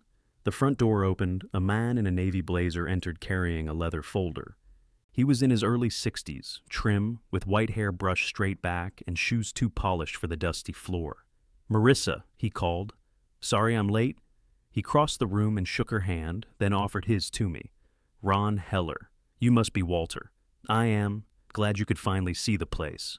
Your wife had such enthusiasm for Marissa's vision. I felt Marissa become still beside me. You met Diane? I asked. Only on the phone. Lovely woman. She was. Ron smiled at Marissa. Is your father joining the project? No, she said quickly. He's just looking. The speed of her answer surprised both of us. Ron recovered first. Of course. Family input is always useful. Sometimes, Marissa said. He opened his folder on the old retail counter. I wanted to update you before you heard anything elsewhere. Another group has expressed serious interest. Restaurant people. You said I had until the end of the month, Marissa said. You do. I'm honoring that. Then they can wait. They can prepare. Ron's smile remained pleasant, but the room had changed. He wasn't showing Marissa her future. He was telling her another future had arrived with financing. I'm meeting with the lender Thursday, she said. Good. I'll need confirmation by the 30th. And if underwriting takes longer, we can discuss a short extension if approval is substantially complete. What does substantially mean? Something in writing. He glanced at me, then back to her. The holding payment remains non-refundable under our agreement. I know, I'm not trying to pressure you. Yes, you are, Marissa said. Ron closed the folder. I'm trying to be transparent. Then be transparent. Do you want the restaurant group? I want a qualified buyer. You told me you liked the venue concept. I do, but I'm selling a building, not voting on a concept. The words embarrassed her. I saw it in the way her shoulders pulled back. Ron softened his voice. I hope you make it work. He left us with the sound of traffic coming through the front windows. Marissa stared at the door. He never mentioned another buyer until today. Would it have changed anything? I could have moved faster. With what? She closed her eyes. Not now. You brought me here. I brought you here to see it, not interrogate me in an empty kitchen. We're in the main room. That is not the point. I walked to the tall windows. Across the street, a man changed letters on a tire shop sign. Brakes became Brake S, the final letter squeezed against the frame. The brick is good, I said. Marissa laughed without humor. Thank God. The windows need work, but they're good too. The room has character. Character doesn't matter if I can't buy it. No. She came to stand beside me. If you listed the house, Ron would know the money was coming. No, he wouldn't. He'd know there was a plan. There is no plan to give you the proceeds. Mom said, I know what your mother said. You keep saying she was wrong because she's not here to argue. That is not what I'm doing. It's convenient. Nothing about this is convenient. You have a house worth more than you need.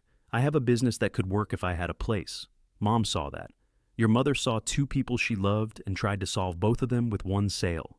And you see a building with a bad faucet. The faucet is fixable. Then what isn't? I turned toward her. You have no bookings. I can get bookings once I have a venue. You have no operating reserve. I've cut the budget. You're selling the equipment you need to operate. I'm selling duplicates. You're putting everything on the building because Dean told you that you couldn't make people relax. Her face changed. You don't get to use that. You told me. I didn't tell you so. You could bring it into a negotiation. This is not a negotiation. It has been since the funeral. No. You decided the answer, paid $5,000, and called every conversation afterward a negotiation. She walked away from me, heels striking the concrete. I wanted one person to believe I could do this. Your mother believed. She's dead. The word echoed in the empty room. Marissa pressed her fingers to her mouth. I looked at the wall where she imagined the bar. The room could have worked. That was the cruelest part. It wasn't a foolish dream. It was a plausible one, built on money that wasn't hers, and grief neither of us knew how to spend. I believe you could run a venue, I said. She lowered her hand. I don't believe this purchase works now. That's the same as no. It is no. Her eyes filled, but she refused to look away. Then why did you come? Because you asked me to see it. I asked you to care. I came. That isn't always the same. No. She picked up her purse from the old counter. On our way through the courtyard, she stopped beneath the cafe lights. Mom wanted small white roses on the arbor, she said. For whose wedding? Anybody's. She said white would look good against walnut. She was right. Marissa unlocked the gate. I know. The roof repair took Miguel half a day. He replaced the flashing and 2 sections of damaged sheathing, then showed me photographs of the finished work. I replaced the stained porch boards from the ground and left the sewing room ceiling open to dry. Rain came twice that week. The bucket stayed empty. Marissa sold enough storage inventory to cover the next month, then the month after that. Evan called her every Tuesday. Sometimes he called me afterward, sometimes he didn't. I tried not to keep score and discovered I had been keeping score most of my life. The funeral flowers browned at the edges. I carried them out one arrangement at a time until only the pink roses remained. When their stems bent, I threw them away and washed the vase. The donate box acquired 3 blouses, 2 pairs of shoes, and a stack of unopened crossword books. I put each thing inside on a different day. Diane's robe stayed on the dressing chair. Marissa and I spoke about storage listings, insurance forms, and the yellow dishes Celia still insisted she did not need. We did not speak about Mercer. On the 29th, I woke to the bird lamp still burning and rain touching the windows. I switched it off, went downstairs, and found a voicemail from Marissa. Call me. No greeting, no explanation. I called. She answered on the first ring. He sold it. Her voice was flat. Ron? The restaurant group had cash.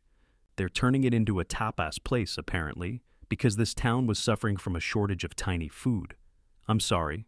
No, you're not. I am. I lost the 5,000. I'm sorry about that too. You told me it was a bad plan.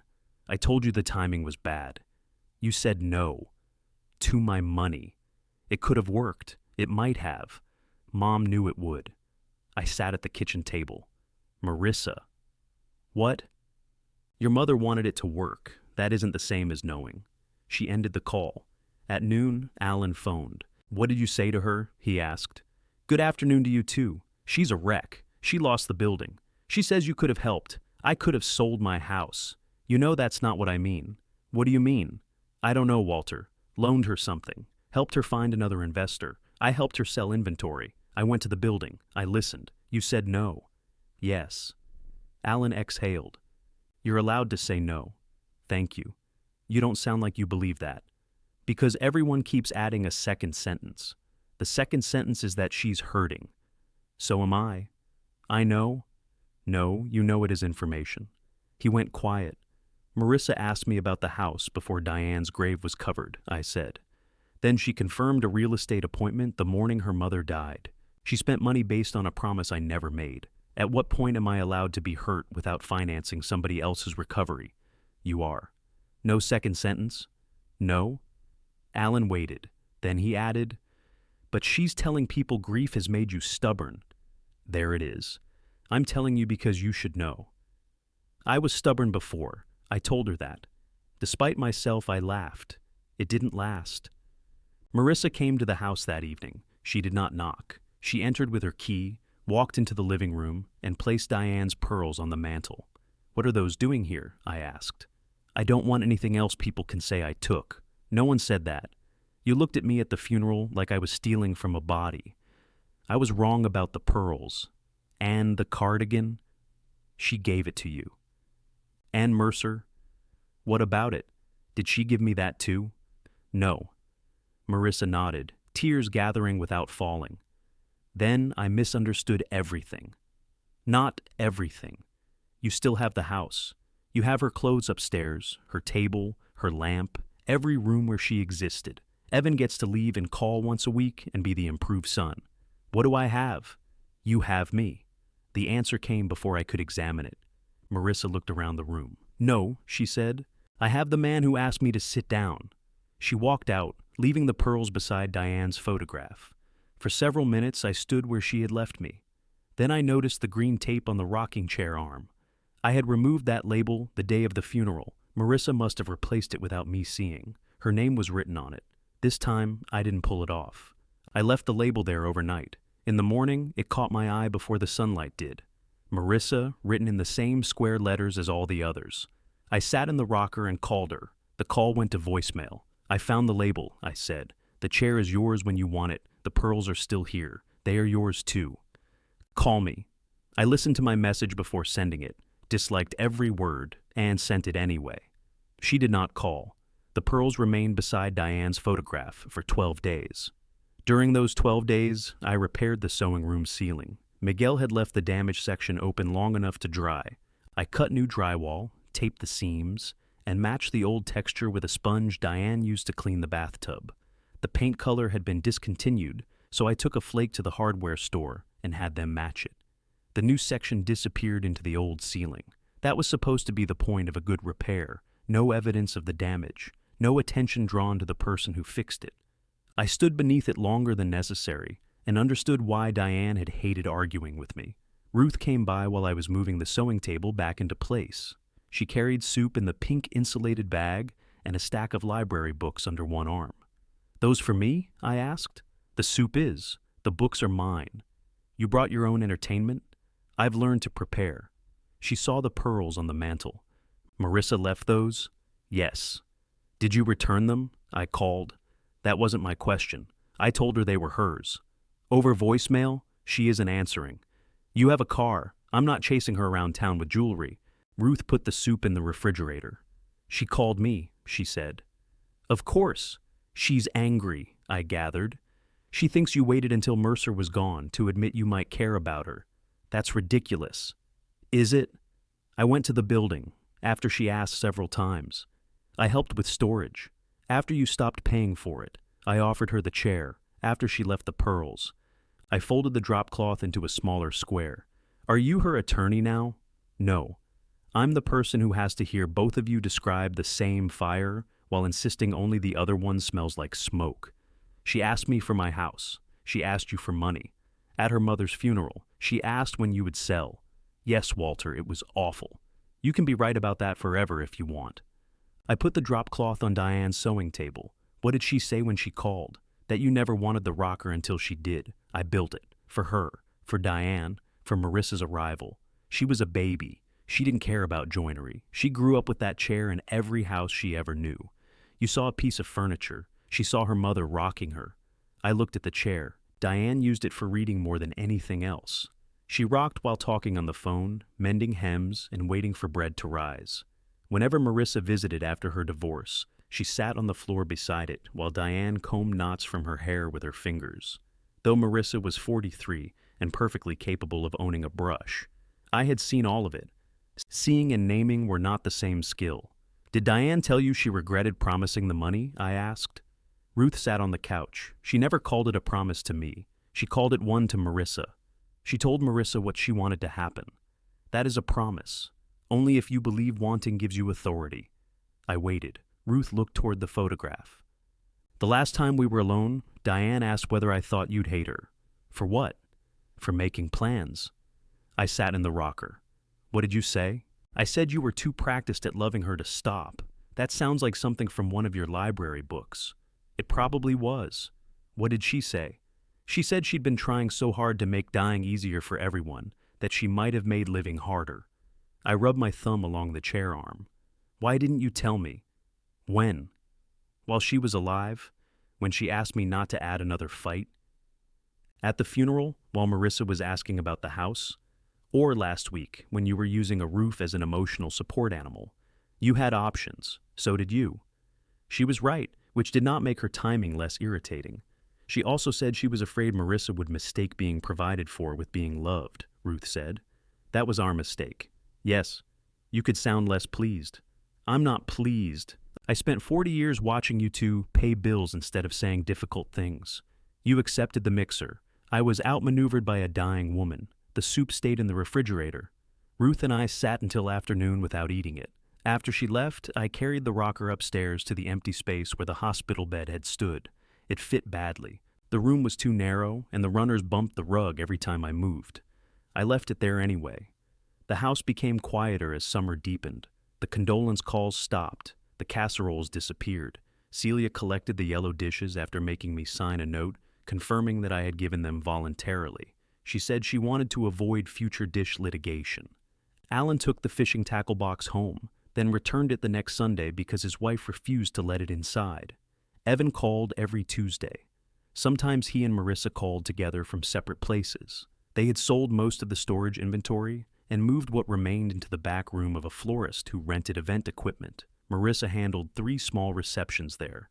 She did not mention Mercer. She did not call me. I slept upstairs with the bird lamp on. I cooked eggs again. I fixed the loose hinge on the back gate and replaced the crooked gutter instead of merely defending it. The more I repaired, the less the house felt like something that needed me. One evening, I stood in the dining room with 1 plate, 1 glass, and 1 chair pulled from a table built for 6. The silence wasn't peaceful. It was repetitive. Every room told me what had happened there, and none allowed anything new to happen without feeling like an intrusion. I had accused Marissa of treating the house as money. I had begun treating it as an argument. The next morning, I called Linda Carver. She arrived without a measuring wheel. I left it in the car, she said. Good. We sat at the kitchen table. I made regular coffee. Linda drank it without comment, which was more professional than it deserved. I want to know my options, I said. Are you considering a sale? Yes. Because someone pressured you? Several people pressured me. She closed the folder she had brought. That wasn't my question. No, I'm considering it because I don't want every morning to be an inventory of who is missing. Linda nodded once. I'm not buying the condo Diane liked. You don't have to. I want a small house, a workshop. No association deciding what color I can paint a door. I know a bungalow 6 blocks from Ruth. 2 bedrooms, detached garage. Why is it available? The owner moved closer to her sister. Roof? 4 years old. Foundation? Dry. Neighbors? One has wind chimes. No, they're small. Wind doesn't care. Linda smiled. Would you like to see it? The bungalow had pale brick, a narrow kitchen, and a garage big enough for my workbench. The front bedroom faced east. The backyard contained a pear tree that had stopped producing fruit, but cast good shade. The wind chimes were irritating. I made an offer anyway. When I told Alan, he was quiet for so long, I checked the call. You there? Yes, you have an opinion. I can hear it waiting. I'm proud of you. That is not an acceptable opinion. Why? It sounds like you expected me to fail a test. Fine. I'm relieved. Worse. He laughed. Evan said, Are you sure? It was the only response I trusted. No, I told him. Good. Why does everybody enjoy that answer? Because certainty is how this family got into trouble. I told Marissa last. I drove to her house. She opened the door wearing Diane's green cardigan, though the day was warm. What happened? She asked. Nothing happened. You don't come over without warning. I'm selling the house. She stared at me. For Mercer? Mercer is gone. I know it's gone. I'm moving to a bungalow near Ruth. Her hand tightened on the door. So, you're selling? Yes. Now? Yes. After I lost the building, I wasn't ready before. She laughed once sharply. Of course. I knew you'd be angry. Did you? I suspected. You let me lose $5,000. You let Mom and me spend months talking about this. You acted like selling would desecrate her memory, and now you're doing it because you found a cute little garage. The garage isn't cute. Dad. I didn't sell because you told me to. I'm selling because I decided to. That distinction cost you nothing. It cost me my daughter. She looked away. I'm not giving you money from the sale, I said. Her eyes came back to mine. I didn't ask. I need you to know. Thank you for making sure the humiliation is complete. That isn't what I meant. Then what did you mean? I'm paying for my new home. I'm keeping enough to live without making either of you responsible for me. I'm not starting another cycle where grief becomes a reason I rescue you. And the rest? There may not be a rest. There will be. That is not your concern. She stepped back as if I'd struck her. I heard the sentence too late. I'm sorry, I said. That was cruel. It was honest. No. It was designed to end the conversation. At least you recognize your specialty. She began to close the door. The rocker is yours, I said. I don't want the rocker. Yes, you do. I wanted it when it meant Mom thought of me.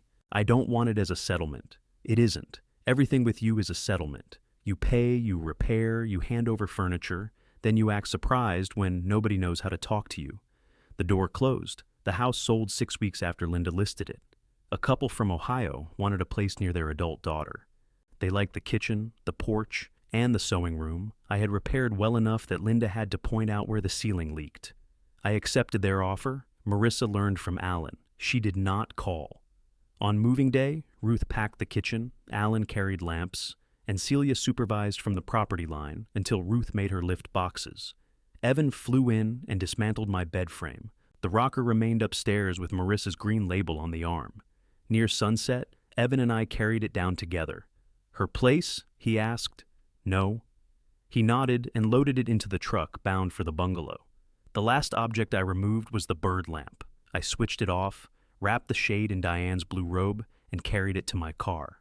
Then I stood inside the empty living room while voices moved across the porch and the new owners waited politely at the curb. Marissa had not come. For once I did not call and offer something to make her return. I closed the door and left the green label on the rocker exactly where she had put it. The front door of the bungalow opened so easily that I nearly put my shoulder through it. You'll have to unlearn combat entry, Evan said behind me. A door should offer some resistance. It has a lock. That's not the same.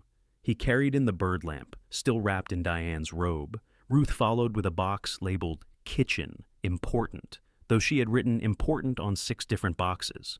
Alan stood in the driveway listening to the neighbors' wind chimes. They're not that bad, he called. You've been here 40 seconds. They have a pleasant tone. A breeze moved through the maple branches. The chimes struck 4 thin, uneven notes. Alan reconsidered. You could make friends with them, then wait until winter. I put the lamp on an end table near the front window. The bungalow was smaller than it had seemed without furniture. My oak table nearly filled the dining area. The couch fit only after Evan removed the front door from its hinges. Diane's rocker stood between the window and the fireplace, with Marissa's green label still wrapped around one arm. Everywhere I looked, something had been forced to choose a new place. Ruth unpacked my coffee cups. Alan reassembled a bookcase backward, then blamed the instructions, though there were no instructions. Celia arrived carrying a fern and announced that she had always hated the house next door to mine because the fence was emotionally hostile. "You're free now," she told me. "I moved 6 blocks. Freedom is relative." By evening, most of the boxes had been assigned to rooms. The workbench remained in pieces across the garage floor. I found my sheets in a box labeled bathroom and my towels wrapped around the china. Ruth denied responsibility. Evan took the guest room. I slept in my own bed with the bird lamp on the table beside me. Its light looked different against pale walls. The brown birds no longer crossed the ceiling. They circled the lamp and stopped. I woke before dawn and reached across the mattress.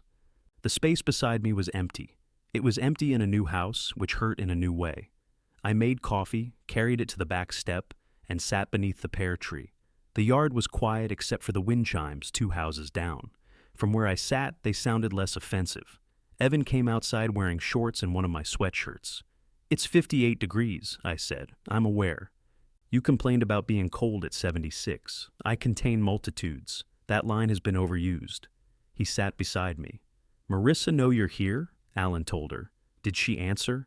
He said she sent a thumbs up. That sounds celebratory. It might have been sarcastic. With Marissa, both thumbs are sarcastic. We drank coffee. Before his ride to the airport arrived, Evan helped me mount shelves in the garage. We worked without discussing the fact that he was leaving, or whether I could manage alone. When the last shelf was level, he handed me the drill. "Call me if you need something." "I know. That means you actually have to call. I understand how phones work. That wasn't my concern."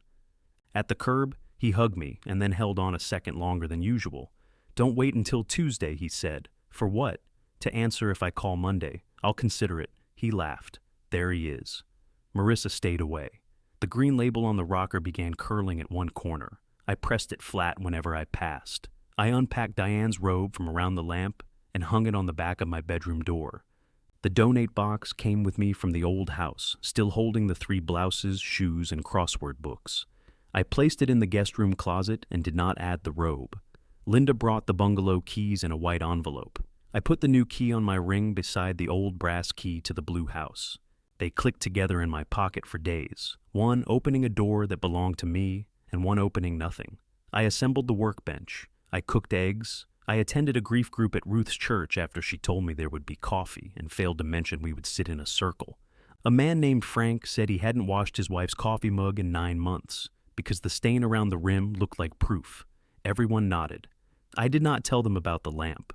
9 days after the move, someone knocked while I was sanding a warped cabinet door in the garage. Marissa stood on the front step with a foil pan in one hand and an old brass key in the other. She wore Diane's green cardigan. The pearls were not in her ears. "I brought baked ziti," she said. "I have food." "I know. That's what people say when somebody brings food." She held up the key. "I found this in my purse. You've carried it since the move?" "I carried it before the move." "I know." She looked over my shoulder into the bungalow. "Can I come in?" I stepped aside. She entered slowly, noticing the table, the couch, the photographs. Diane's portrait stood on the mantel beside the pearls Marissa had returned. The pink scarf was draped over one corner of the frame. Then she saw the rocker. The green label faced the room. "You brought it," she said. "It had my daughter's name on it. I told you I didn't want it. You said you didn't want it as a settlement." Her eyes moved to the lamp. "You kept that too. Apparently your mother understood lighting better than I did." Marissa set the ziti on the table. She placed the old key beside it. "I drove past the house yesterday." "Why?" "I wanted to see what they changed." "What did they change?" "The porch light." "What's wrong with it?" "It's too modern." "What shape?" "Square." "That sounds criminal."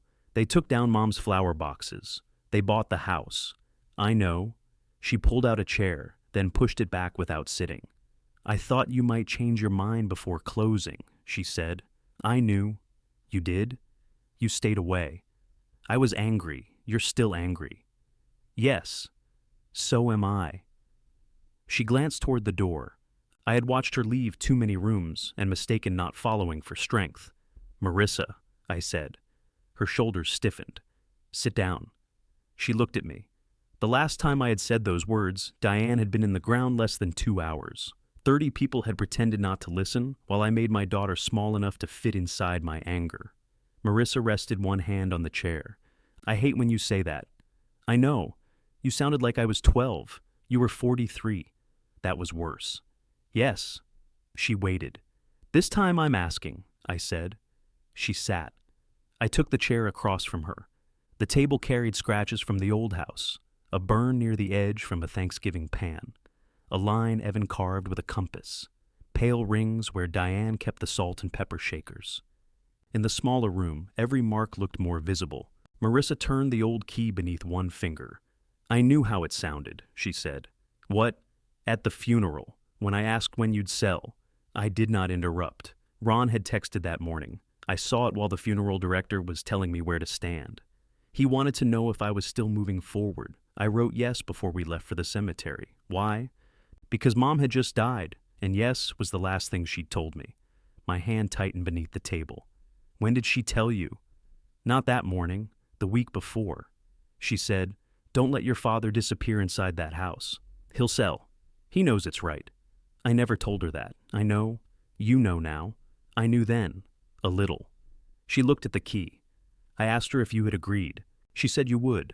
I heard the difference. But you paid the $5,000. Yes. And called Linda. Yes. Why? Because if Mom could leave me Mercer, then dying wasn't the only thing she had done. The sentence settled between us. Marissa wiped under one eye. I needed her last decision about me to mean I was going to be okay, she said. Not just that she worried I wouldn't be. Your mother worried about people when she loved them. She must have adored me. I almost smiled. Marissa did not. At the funeral, she continued, I thought if I asked in a normal voice, it would be a normal question. Then you told me to sit, and everybody heard. I knew they thought I was disgusting. I thought you were. She flinched. For a while, I said, because being angry was easier than admitting I helped create the misunderstanding. You didn't promise me anything. No, I did something I've done my whole life. I heard your mother making a promise in my name, and I waited for the conversation to become inconvenient enough that it would go away. It didn't. No. I looked toward Diane's photograph. I thought silence kept peace. Mostly it left your mother to say yes for both of us. Then I blamed you for believing her. You still could have said no before she died. Yes. Why didn't you? Because she was dying. That isn't an answer. It's the only one I have. Every disagreement felt cruel. So I postponed all of them and left you standing in the future she invented. Marissa's eyes filled again. I'm sorry, I said. She gave a small shake of her head. I'm not sorry I didn't give you the house money, I know. I'm sorry I made you discover the truth at your mother's funeral. She turned her face toward the window. The wind chimes sounded faintly down the street. I told people grief made you irrational, she said. Alan mentioned it. I wanted them to make you change your mind. I know. I'm sorry. Thank you. That's all? What would you prefer? I don't know. A speech. I didn't prepare one. You always prepare. I prepared for furniture. That pulled a brief laugh from her. I didn't come for money, she said. I know. No, you don't. Your face still does that thing. This is my face. That remains a weak defense. She folded the foil at one corner of the pan. I got 4 bookings through the florist, she said. 2 receptions, an anniversary dinner, and a retirement party. That's good. They pay less than Mercer would have. They cost less than Mercer would have. I know. Is the storage empty? Almost. Evan found someone who wants the walnut arbor. You're selling it? I thought I had to. You don't. I can't keep paying for space because something reminds me of Mom. No. She studied me. Was that agreement? Yes. What happened to you? I moved. Her eyes went to the rocker. I don't have room for it, she said. Then leave it. You want it here? I like it there. You said it was mine. It is. How can it be mine if it stays here? You can own a place to sit without carrying it away. She looked down at the green label, one corner lifting again. Mom would have said that sounded sentimental for you. Your mother exaggerated. She said you were sentimental about lumber. That's different. Marissa stood, walked to the rocker, and sat. The runners moved once, then again. The chair fit the room better with someone in it. I went to the mantel and picked up the pearls. When I held them out, she looked wary. They're yours, I said. I know too. She opened her palm. I placed them in it. She closed her fingers, then looked toward the bird lamp. Why is Mom's robe on your bedroom door? I'm not ready to put it in the box. Eventually? She nodded. I uncovered the ziti. It was still warm. Did you make this? I asked. Yes. From scratch? The pan is from my kitchen. Let's not get ambitious. I took down 2 plates. They were new, plain white, bought because the bungalow cabinets looked strange when empty. Marissa came to the table. Dad? What? Do you remember what Mom said after you made me sit at the funeral? She was dead, Marissa. I know. I waited. She used to say it when I was mad. Sit down before you turn leaving into a habit. I set the plates on the scarred table. No, I said, I don't remember that. She said it to you too, probably. Marissa sat. I switched on the bird lamp before the room grew dark. Then I sat across from my daughter, and neither of us left.